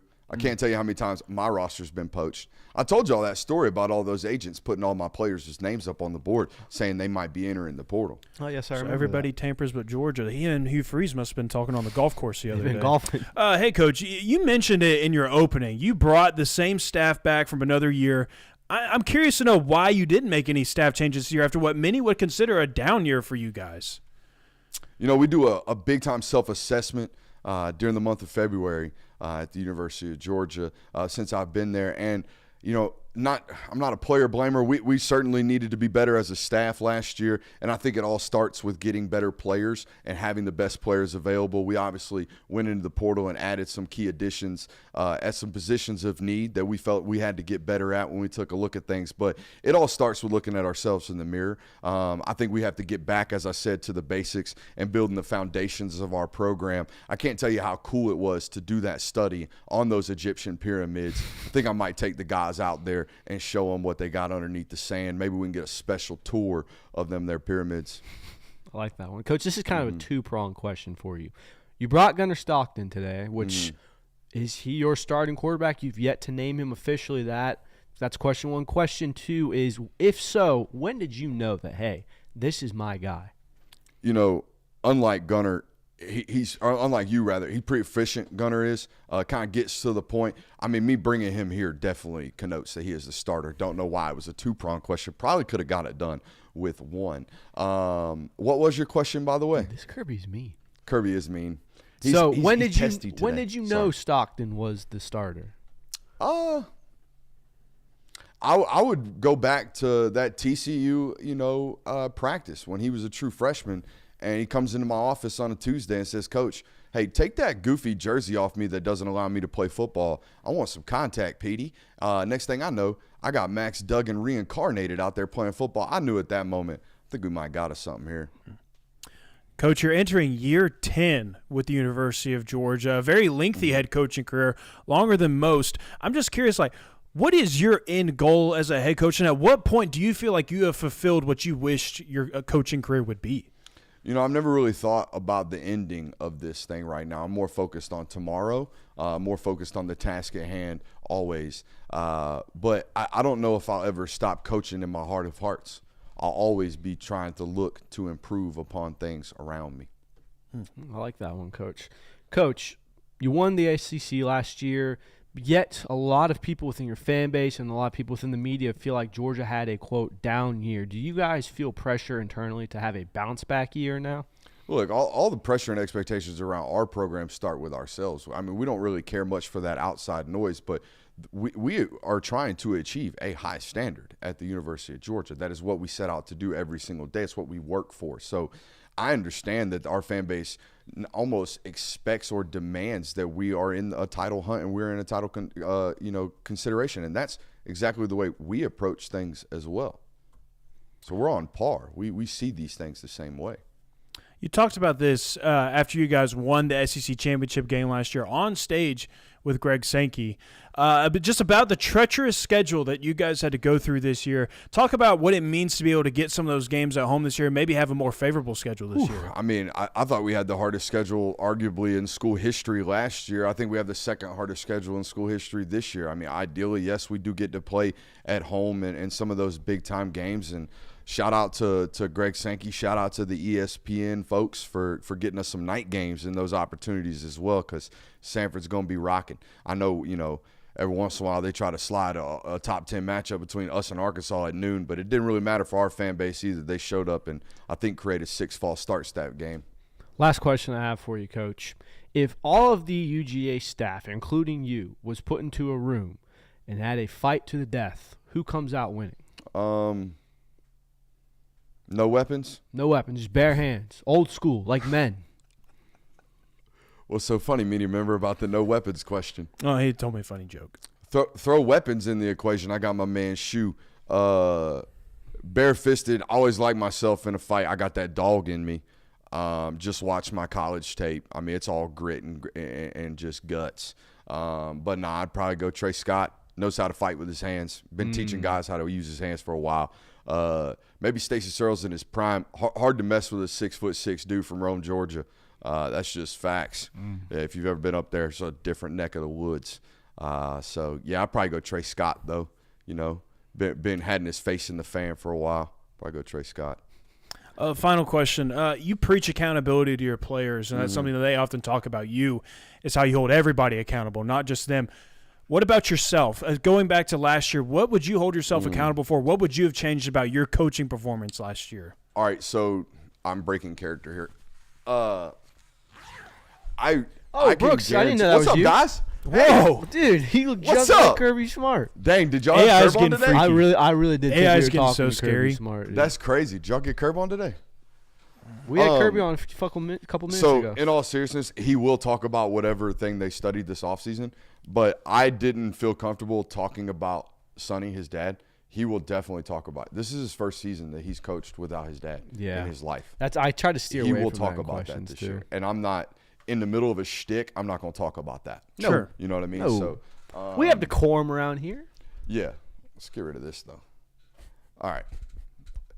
Hit, miss, flop. I don't know. Chat one didn't care. I enjoyed it. I I think like chat it. was honestly disappointed because they predicted. I think the chat is a little too caught up in, like I said, football season's here because we got Georgia just and talking Alabama trash. they're fans just arguing, dude. going at one another. So I'm here for it, but didn't really get any feedback on the segment. Yeah, if you liked the chat, if you like that segment, give us some super chubs and we'll read them out. It's a good way to tell. I like this guy's style. I like how you're working. From today. $1 to $100, how much did you approve of that segment? If we surpass $500, I will drop Brooks's address in the chat. Just so irresponsible. Dude, I'm trying to get his monies. Hey, keep cussing, honestly, we're gonna if they search his YouTube channel deep enough and long enough, they will find my personal phone number. There is a time where I thought this was okay because we had like 26 people watching. Where I'm just like, hey, here's my phone number. Call the show. What? You know how many like problems that would create for me nowadays? I would think. How many trolls would be texting my phone? I mean, I let it up one time that I had my address somewhere, and next thing I know, potatoes start showing up at the damn studio. You know who it is, isn't it? Oh, I 100% know. Yeah, I'm going to punch that guy in the throat the next time I see him. In all seriousness, what do you think he talks about? What do you think they've been studying this offseason?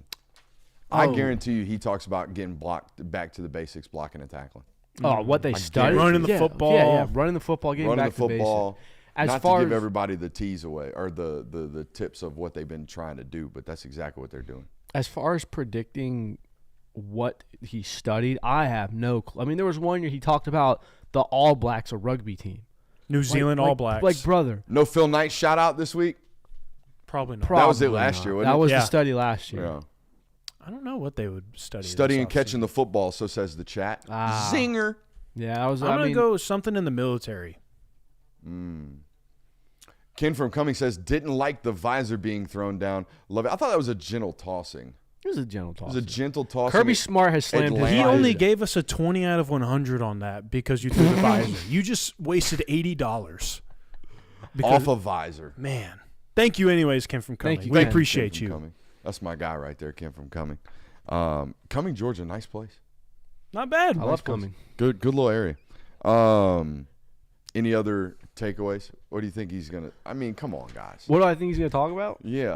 We actually put out an article on Bulldogs on SI about a week ago. It's going to talk about Gunnar Stockton. He's going to talk about House versus NCAA. Whether every coach is gonna get whether asked he about that. talks about it or is asked about it, that will be a main topic of discussion. Do you think I should ask him? Hey, coach, y'all just got rid of your collective, and That there's isn't- one coming up. that Or is you an can interesting just question. kinda- He'll probably I stumbled upon that today, by the way. he'll probably thought about gloss that. over that and just be like, oh, I'm you gonna know. text somebody right now. Actually, I do think something interesting that should be talked about, and I don't know how you'd phrase this question to him, is should Georgia fans, should college football fans in general stop expecting undefeated seasons? The national champion had 2 losses. Georgia had 2 losses. Texas had 3 losses by the time the season was over. Like, no one was flawless. No one was perfect. No one was undefeated at this year. I feel like that's kind of an interesting talking point to have, especially when Georgia fans are talking about how we had a down year because we lost 2 games for the first time since 2020. down year winning the conference is crazy work. Yeah, that's what everyone's know. saying. So that's kind of what I'm interested is. Should Georgia fans begin, or should college football fans in just general expect less perfection? Yeah, because of the. Well, I mean, we know the answer is we- yeah, but to ask Kirby Smart to see what he says would be interesting. Oh, I see what you're saying now. That was what I was gonna ask. That's what I would have asked him had I been permitted entrance.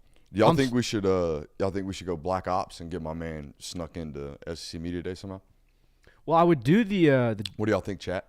Big dubs in the chat if you think we should break a law.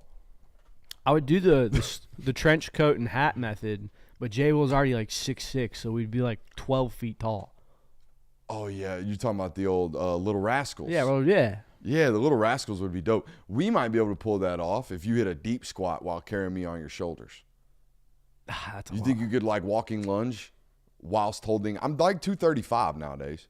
232 after, like 235 after I could- July 4th. Hey, I could you- probably make it like 20 yards before I'm just like I can't. You got to bring some equipment with us, right? For the our Put me in a duffel bag. our You mean media sneak in a drive suitie? thing. Can we sneak in a suitcase? So we might have to bring you a couple days early. Could you sleep in a bathroom? I got a table cover. It's already folded up. But we Dude, can George act- Costanza it. I've Put never a seen bed what you're underneath the talking table. about. Huh? George Costanza. Oh my gosh, I get a reference. You don't know it either? Tell what movie is it? It's not It's a a movie. TV Oh my show. I gosh. know Costanza's I get a off of pop culture Seinfeld, isn't he? reference and y'all don't. I don't watch mean, TV it's shows, it's so- Pop's culture reference, by the way. That is old school. You're referencing Seinfeld. Seinfeld? Yeah. That's your Pop's. So, culture, George not pop Costanza- culture. Never watched Seinfeld. George Costanza put a bed under his desk so he could take naps at work. That's a big desk. Yeah. George was the stumpy guy with the hair Yeah. going back, right? Yeah, I could see that. He's very almost like Danny DeVito size. That character is that actor. Yeah. Pop culture. Either way, Dude, Seinfeld is That show timeless. stopped airing prior to the thousands. And it still is shown on TV. You think Seinfeld hangs up or holds up? I think so. Friends is better. Friends. I don't is disagree better. with that, but I like I mean, Seinfeld. every TV sitcom after Friends is a ripoff of Friends. I love How I Met Your Mother. It's a ripoff of Friends with more alcohol. That's a great comp. You know, Should we start talking about football again? I guess. Is there football to talk about? Barely. It's June, dude. We are starving. Tyler Atkinson Hey, he's down to 4. down to 4. That is Ohio a big State one. cut. We've Ohio been- State cut. Ohio State, he did an interview with an Ohio State beat reporter like 2 months ago during the spring tour that Ohio State was the number one out of nowhere. And it seemed like And now they're off the list. Yeah, and it seemed like there for a while people were saying that they were the biggest threat. Yeah. Like they'll do anything they need to land Tyler Atkinson. There were large members of the industry crystal balling him to be an Ohio State commit. So the fact that he is excluded them is rather interesting. So never mind. We've already sidetracked plenty. So I got notes on all 4 schools. Clemson, I think they have a marketing promise advantage, which, again, have no confirmation of this. But one of these teams, somebody soon, is going to break their Nike contract and allow a player to wear something else. There is no reason why Adidas, in my mind, would be spending all of this money on college football players who can't wear their stuff. They can only tweet and Instagram videos of them wearing your merch. No way you spent that much money on college football players if some of them aren't going to be able to break their contracts with the schools that they're going to. By the way, there is precedence for this, and there's precedence for this on the basketball court, which has far more money tied into the actual merchandising deal, in my opinion, and exclusivity to it, than trying to sell cleats. Nobody's out here doing cleats at a big number. Everybody's doing hoop shoes at a high number. So the idea that Nike's going to let an Adidas basketball player wear their Adidas shoes at a basketball school tells me that one of these football schools is going to start allowing this very, very soon. Or at least I think it is. So somebody, if you haven't called Nike, whether you're Clemson, Georgia, Oregon, or Texas, and said, hey, we got this one-of-a-kind football player. Can he please wear 3 stripes? We'll make sure they're all black and nobody can really tell. But can we tell this kid we're going to let him actually wear his marketing deal? Brooks, So- I got to be honest with you. I agree with what you're saying, everything that's right. I don't think that's what's playing into the Tyler Atkinson recruitment. Yeah. Because this is a guy who has been heavily recruited by Ohio State, a team that we've figured has deep pockets. Yeah. Texas is being deeply recruited, but Clemson, I don't know if has ever been one of these teams. And even if they do promise a marketing deal, my understanding and my belief with, big time recruits that go to Clemson, the Trevor Lawrences, the guys like that, the Sammy Browns, they go to Clemson because they genuinely love Clemson and want to go there, which is why it's so interesting that Clemson has gotten into this mix, because they usually don't get into the mix unless you are one of these players. So what do you do with a doesn't miss source telling you that Clemson has promised something in the marketing department? I believe it. What is it, though? That's what I'm saying. know. That's where my theory about the Adidas thing Gotcha. comes from. Gotcha. I'm not just spitting off the hip. That is a source that I believe that this cycle, since NIL's gone nuts, this source that told me this about Clemson's marketing advantage has not missed. So I will say, though, that Cooper Flagg last year signed a $13 million New Balance shoe contract. He still wore Nike shoes when he played for Duke. It was the Rutgers guy or something like that. Oh, Ace Bailey? Yeah. Ace Bailey wore different shoes than everybody Yes. else? Okay. So I'm just saying that people will spend a lot of money just for your face to be on a commercial or an ad or whatever. And now that he's in the NBA, Cooper Flagg that is, they are going to reap benefits of signing that contract. I don't think Clemson leads. I was just telling you what I Right. think their angle on this is. So Georgia, to go down the list here, not in any specific order. Georgia, I think their advantage is obvious. They have Kirby and they have particularly Schumann, which I've talked about ad nauseum on this channel. Tyler is a great football. He's a great athlete, but he's really a great football mind as well. That's how you go from being a predominantly edge rushing, middle school preparatory player to the first year playing Mike linebacker as a true freshman in 7A football and having 180 tackles. You don't do that unless you're a special football mind. Special football minds meet and talk and relate to other football geniuses. So that has always been a leg up for Georgia. I also think they have years on these other teams. They have years of this relationship. They have been having Tyler Atkinson on campus since he was 14 years old. Now, I know he's been a big-time recruit. I know he's been on all these other campuses several times. Hell, he feels like he's been traveling year-round for the last 18 months. However, he ain't spent no more time anywhere other than Georgia. And I think that's a massive advantage for them. I do think right now, today, if I had to pick it, I'd say Georgia. Just because of Shu, and Shu doesn't often miss on guys he's all in on. Now, as far as Oregon, Dan Lanning as well is an elite recruiter. I also have it on good authority that there's a really strong relationship with Coach Michalowski, the linebacker coach at Oregon, who's also a Georgia guy, by the way, comes from Georgia coaching tree. I I just wonder, again, the Adidas thing, whether it's a big thing, whether it's not. I have it on good authority that, yeah, they talked a lot of football at Oregon, but we're also the show that came back that had the news that Tyler Atkinson, when he showed up there acting up, his brand was all over Nike merch. It was one of the main pitches. When you showed up to Oregon, the entire staff and everybody that walked Tyler around the building had his merch on right next to a Nike logo. How are you going to do that when we signed a massive Adidas deal? I don't know if it matters. It doesn't matter if Jeremiah Smith signed with Adidas because he's at Ohio State, and I'm sure he's still wearing Nike. So maybe it doesn't matter. Maybe Adidas is doing this like everybody else just for the Instagrams and the tweets. Seems like a malpractice in terms of business and marketing, in my opinion. But there's that. Texas, great offer, you'd imagine. But more importantly, of all of these schools, I think Texas can really look him in the face and say, you walk onto my campus, you're our Mike linebacker, and there ain't no doubt about it. Anthony Hill's out of here in 6 months. So I think that's another pitch there. But that's kind of how I would imagine all 4 of those schools are approaching Tyler Atkinson right about now. I mean, Georgia could also kind of throw that pitch into there. Now, I know that Georgia has other guys waiting behind C.J. Allen and Raylan Wilson, but those guys could go to the NFL draft this year. And if you're good enough, if you are, like Chris Cole was last year, a true freshman, we'll throw you in against Texas. You'll get playing time. There's a difference between you might rotate with Chris Cole and Justin Williams and you're the guy. We have to play you 150 But snaps. we've got Texas in the conversation of they peel and replace. That's what they are. I think we're forgetting the fact that a freshman took a job away from a Butkus Award finalist who was a junior at Georgia. C.J. Allen, JDJ. Oh, yeah. I forgot that Jamon Dumas-Johnson was a Butkus Award finalist. Mm-hmm. Like, that is the, hey, here's the success story. Also, you can do that. Not to It's disparage facts. that season, but It's facts. I might have been the power of the logo. I mean, he had a really good 2022. Did he? He was a really good bike for you. Butkus finalist, Mike? I don't know the other linebackers that year. I can't remember off the top of my head either. But He was a very good linebacker. you're right. It is a program that pushed a dude to Kentucky that was also a highly touted kid. Mm-hmm. So you're right. So, the proof of concept is there if you want to try to tell Tyler Atkinson, hey, you can start as a freshman. If that's an area of concern for him, which we're not even sure it is. They've defied that anti-recruiting tactic every time over with 5 stars. If KJ to Malachi Yeah. to Michael. if you're good enough, you're going to be on the field. Yeah. You will play.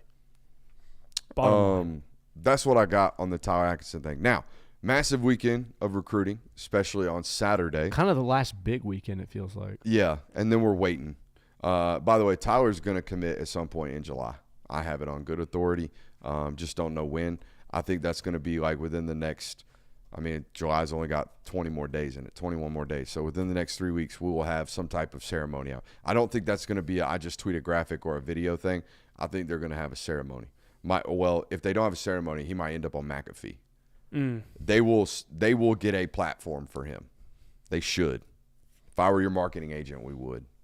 Not to, advertise myself for that. Big weekend, though. Caden Prothro committing this weekend to either Georgia or Florida. Spoiler alert, he a dog. Dude, He is so a dog. He's a dog. I saw a video of him today, and it's like Caden Prothro set to announce his commitment in his list of schools, and someone in the comments said he'll be making plays in Athens next year. He retweeted it.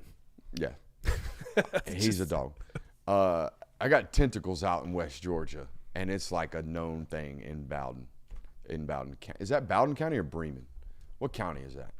I don't know. West Georgia? Bowden and Bremen are right next to each other. I don't know what county that is. Somebody help me out here in the local hour. But, yeah, he's supposed to commit this weekend. And Tyreek Green is set to announce his commitment as well.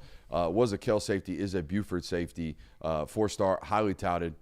I think it's going to be Georgia as well. Mm-hmm. The close second there, Miami. Miami got in the mix. But it sounds like this is a Kirby Smart wants this kid take. That's what it sounds like to me from Can everything. never have any issues there. Yep. Let's go watch some tape. Okay, let's do this. Oh, we need a Tyreek Green tape? Yeah, let's do Caden and let's do Tyreek Green. I know we've watched Caden before. Hell, I think we've watched Tyreek Green before. But sometimes it seems like the retention on the film watching ain't always that great around here. I was going to say, while we're waiting, Yeah, but there's a big debate of Caden Prothro is going to be going into a class that already has 2 tight end commits. Yeah. There's some speculation that he'll play wide receiver a little bit Yeah. for them. Where did you see that playing out? Look, I personally, as an evaluator, I think Caden Prothro is like 18 months away from being 235 pounds, which means you are not playing wide receiver, okay? Unless you're Calvin Johnson. Does anyone at this desk or at this stage think Caden Prothro is Calvin Johnson? Not at the current moment. I don't think so, okay? I think he's going to be a great slot tight end, mismatch in the slot type of deal, okay? I just don't know how that body and that frame that's only going to get bigger is going to create separation as an X receiver. All that being said, that's my opinion.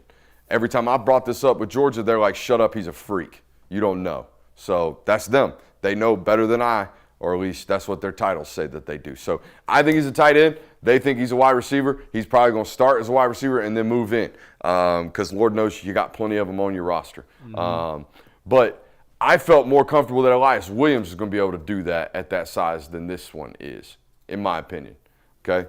But let's watch the tape and find out.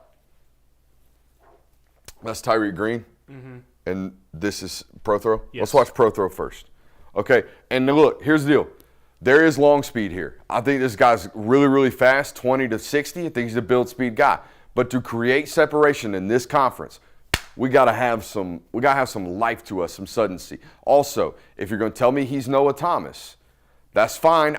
This kid doesn't run track, so I don't know. Noah Thomas, correct me if I'm wrong, Google. Noah Thomas, sub-11 second 100-meter runner in high school. At 6'6", 195 pounds coming out. This kid's already 215. He is really, really broad as well. That's why I think he's going to get to 235. I wasn't walking out. I was moving my monitor. So let's watch the tape.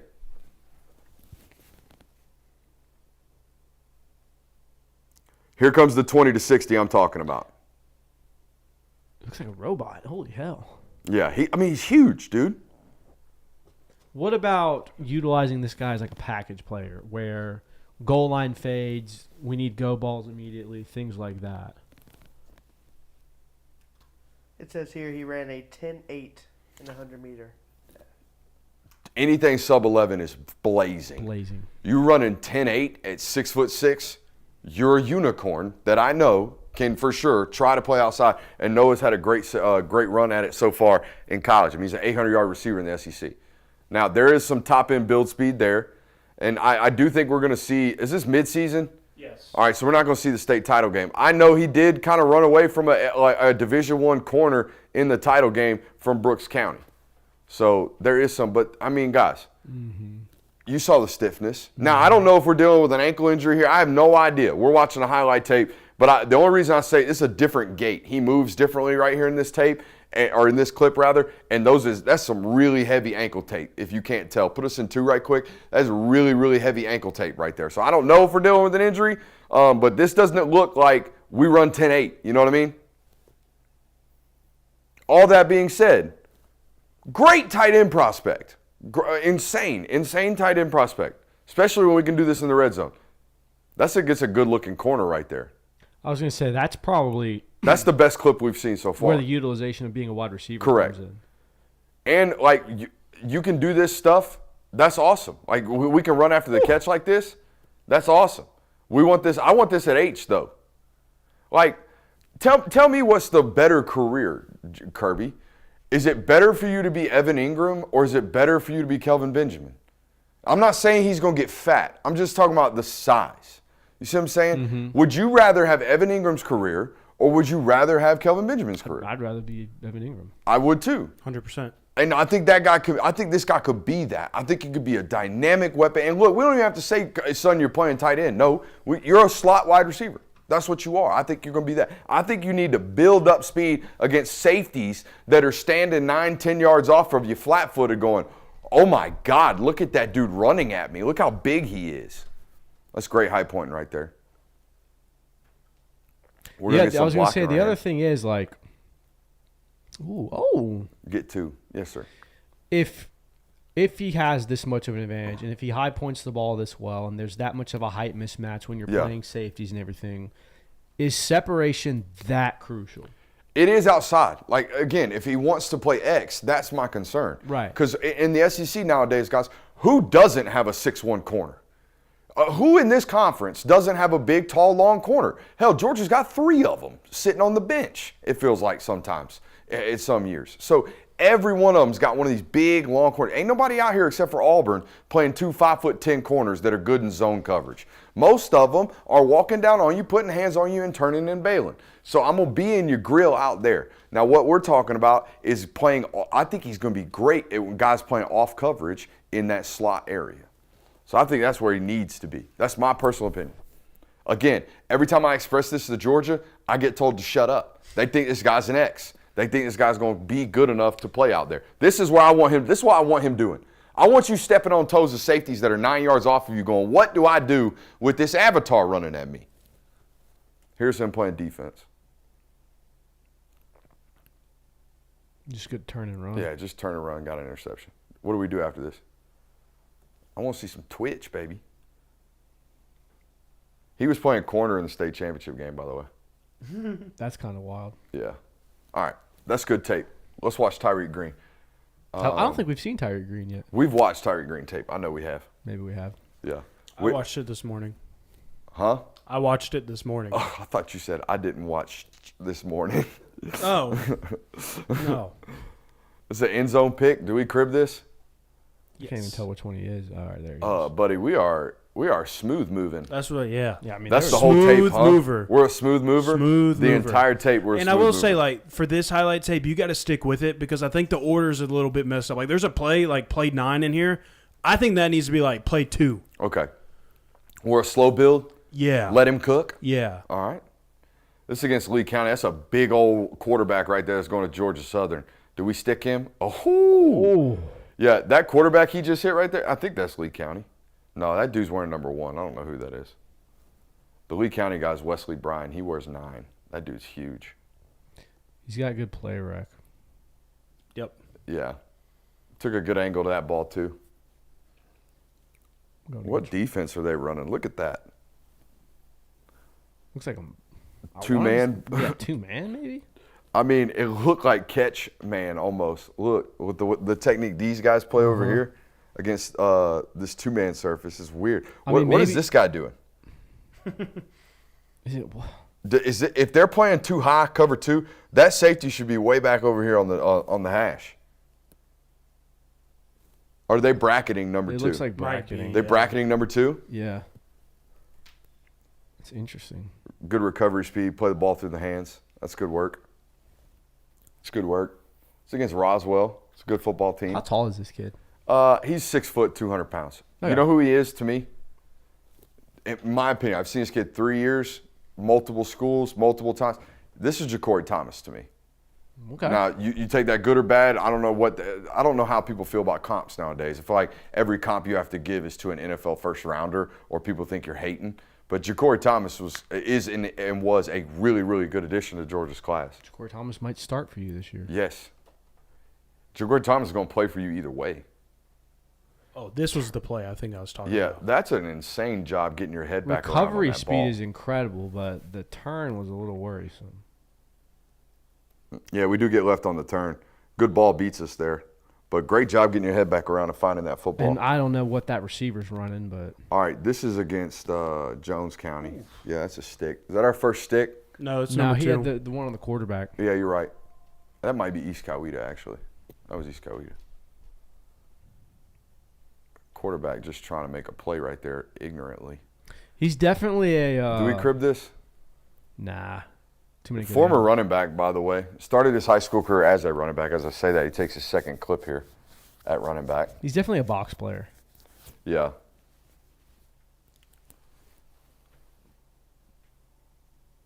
Crib that. Come on. Oh, you're cribbing it. Yeah, it's interesting juice. You know what I mean? It's one of those doesn't look fast, but it's moving pretty well. But they have all kind of testing on this guy. This guy's been on campus a ton. And I think it is going to be Georgia on Saturday from everything it sounds like. All right, that's juice. He's got good We contact. did get caught on the angle. No, we you didn't. didn't. Good God. All right. I can tell you this about he's thick. Mm-hmm. I mean, he is. I've seen him in person, obviously, multiple He's got great times. contact A balance. big kid. Ooh, returning punts here. Let's see. And he's a natural athlete with the ball in the air. Even the way he tracked that punt and read those bounces, he's got good ball skills. You know Yeah, what? no. Shout out to the punter for catching a body. Shout out to dude's contact balance. Might be a damn ball Did carrier. you see that? Uh-uh. Go watch this clip again. I'd rather not. Okay. I'll be quiet now. Quit making suggestions. Sorry. Quit making special team suggestions. You want me to go watch that sky kick again? Do you like the technique No, there? I was just saying, dude. The Okay. punter very clearly said, "I'm not going to make a tackle, but I am going to catch a body here." All right. I gosh. am loving the ball carrier highlights Yeah, wait a minute. here, Why, man. are we sure this is a DB?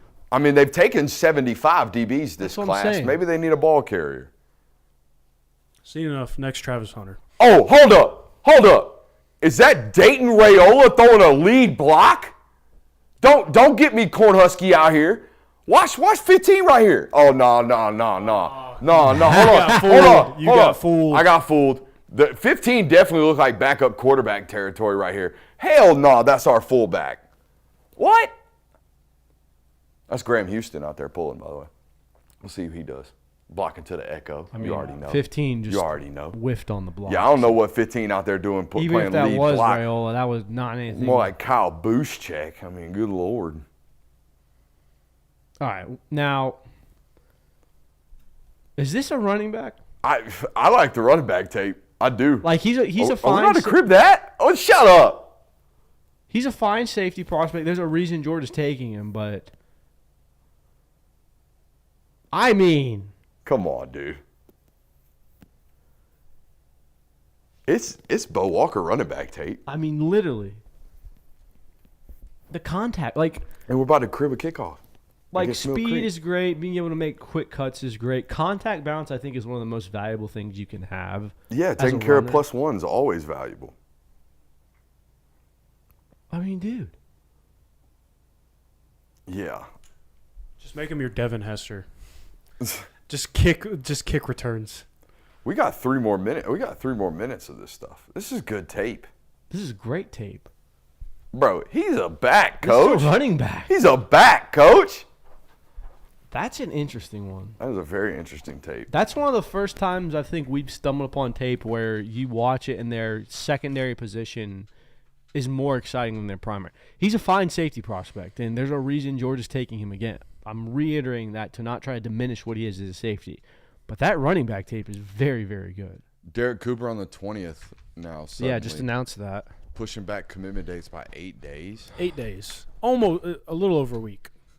That's interesting. Why do you have any insight as to why someone would do that?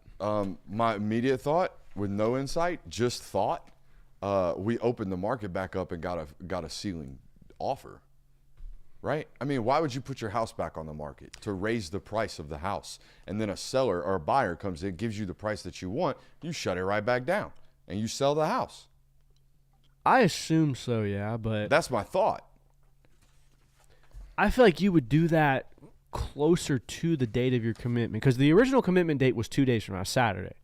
Yeah, he was going to He- commit he with announced- Provo Pushed his and them. date 8 days. He changed his date like a week and a half ago.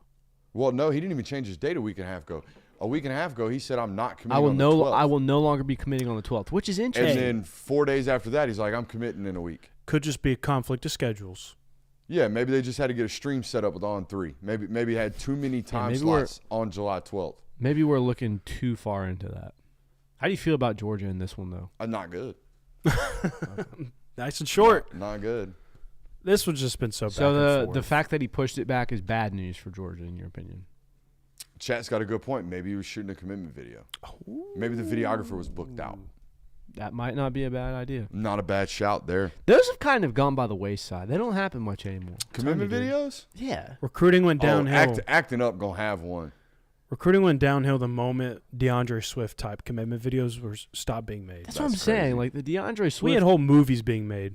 Like people were filming short films to announce what school they were going to, and that was just like, you know what? Now, actually, I think I'll sit in my gymnasium and do an interview with 24/7 Sports. Which, by the way, do they get paid to do that? I don't think so.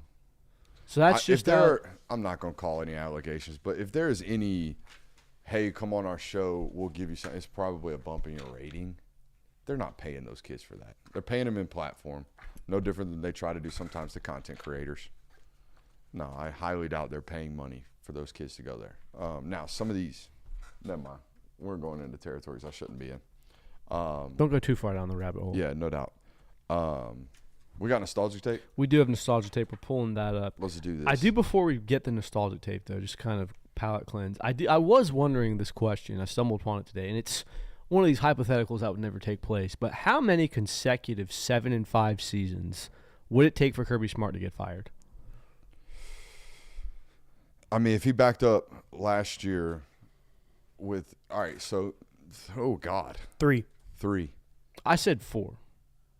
Yeah. 3 years in a row of 7-5. 3 years of 7-5, and after the third year, you finished with the 40th ranked recruiting class. So the recruiting's going to be what? 3 years is a All right. lot of time. Chat's asking me what the building thinks about Derek Cooper. I just got a text message back. Sounds like they hear all of the right things, but they're a little bit skeptical. So, Again, I'll even pull the curtain back more. When you talk to sources within the building, is the answer with them ever we're out? yeah, Okay. yeah. Because it seems a lot like when you get down to these down to the wire ones, it's we're hearing all the right things, we feel good, and sometimes those end up not landing. Like the consensus around just committed to Miami, Jackson Cantwell.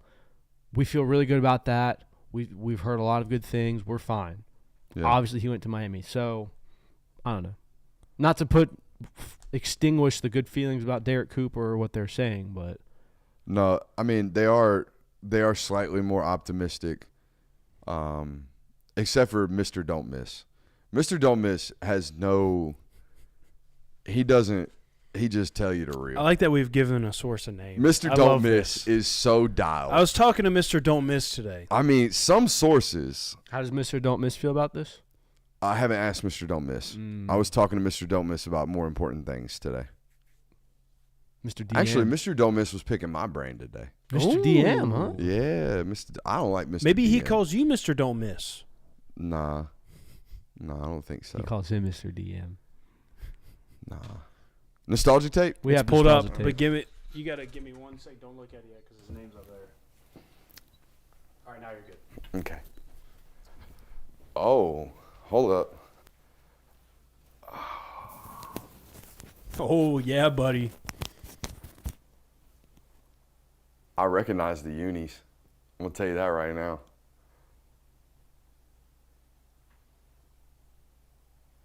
Oh, my Lord. Dude, if I know I who it didn't know is. who It's Kamari Lassiter. This Yeah. is Kamari Lassiter. if Yeah. I didn't know who it was, I would have never, except for the number 3. Nah, I remember this coming out of high school because I was thinking, guys, this kid, I'm pretty sure, I'm almost 100% positive when he committed to Georgia, he was a 3-star. Yeah. I'm almost 100% positive. And I remember watching it going, what are they thinking? What is the industry doing right now? This guy is nuts. Because some of these plays, bro, the way he attacked the football at all times. I didn't realize how good he was with the ball in his hand.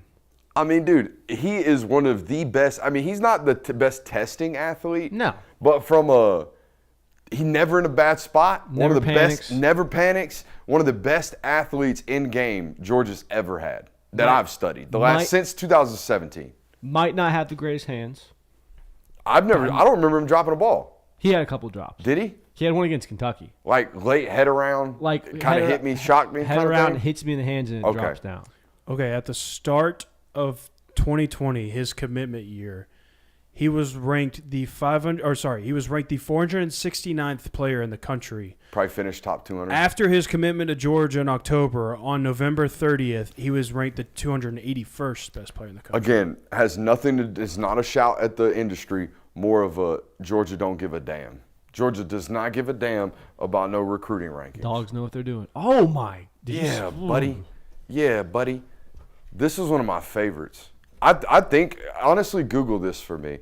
Go onto YouTube and type in the Film Guy Network, Kamari Lassiter. I think we broke down his high school tape on Old School Huddle. like the old school way. And you could see just how fat old Brooksy was back in the day if we pulled that up. But I remember breaking this tape down. I remember breaking the huddle down. It is so funny to go back and Stick, cuz. retroactively watch some of these Oh, players. yeah. And she's like, oh, yeah, that's why they're doing what they're doing in the NFL right now. Oh, my God. He killed, though. I'm not You're not seeing finding it? It might have been in an episode. Nah, man. This was one of the Like one when of the Kirby ones, Smart dog. says that he's the best tackler on the team, Yeah. and you go back and watch this, you go, oh, I see why he said that. I caught a lot of people off guard when he said that, too. Mm-hmm. The I remember it. cornerback? A corner? That's not good. A stick? The cornerback who's replacing Darian Kendrick? Oh, yeah. Good football player. Great football player. Oh, love Great Kamari. football player. Probably one of my favorite DBs of the Kirby Smart era. Him, Javon Bullard. Pure corner, though. Yeah, He's I my mean, favorite. I got a lot of them that I really, really enjoyed. They've had a covering. lot of dogs. Yeah, man. A lot of good dudes, too. Mm-hmm. I mean, I loved watching J.R. Reed, loved watching Richie. Richie and J.R. together were probably my favorite to watch. Malachi was fun to watch. But Javon Bullard, the way he played the nickel, man, Honey Badger-esque.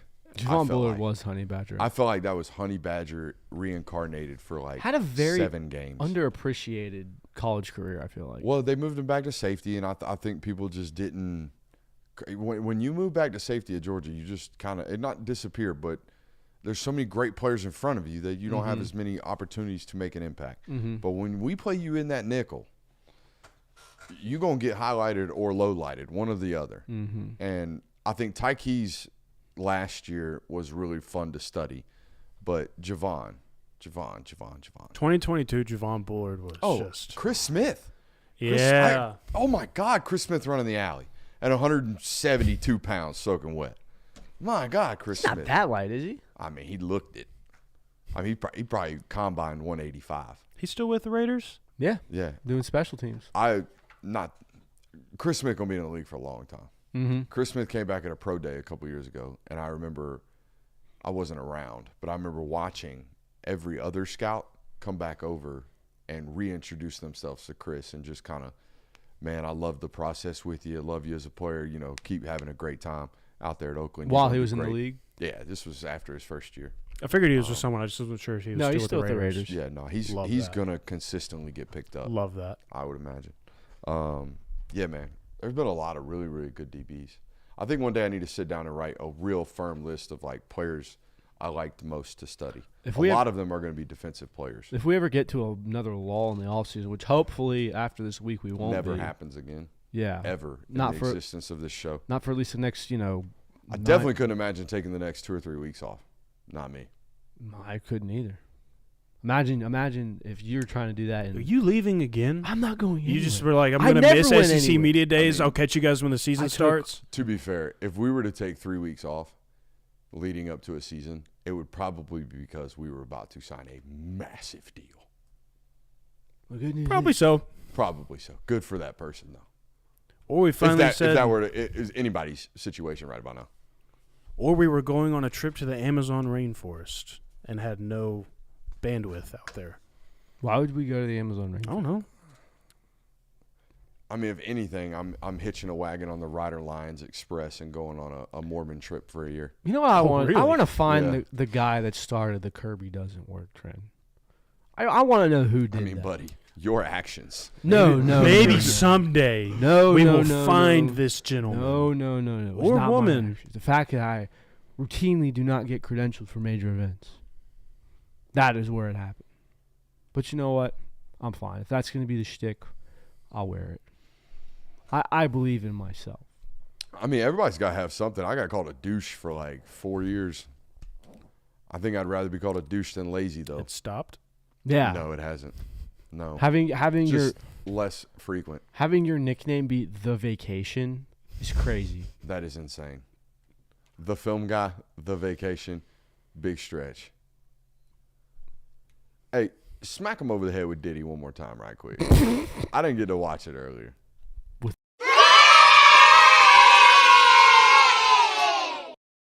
We got what we call 2 Ds in one hole. If our lower body is messed up, we're going to let it flail.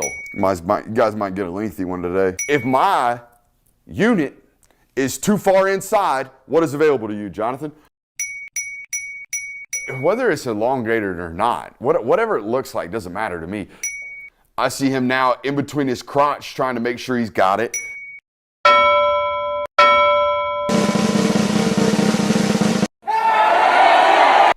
Dude, you did not tell me you were putting that in there.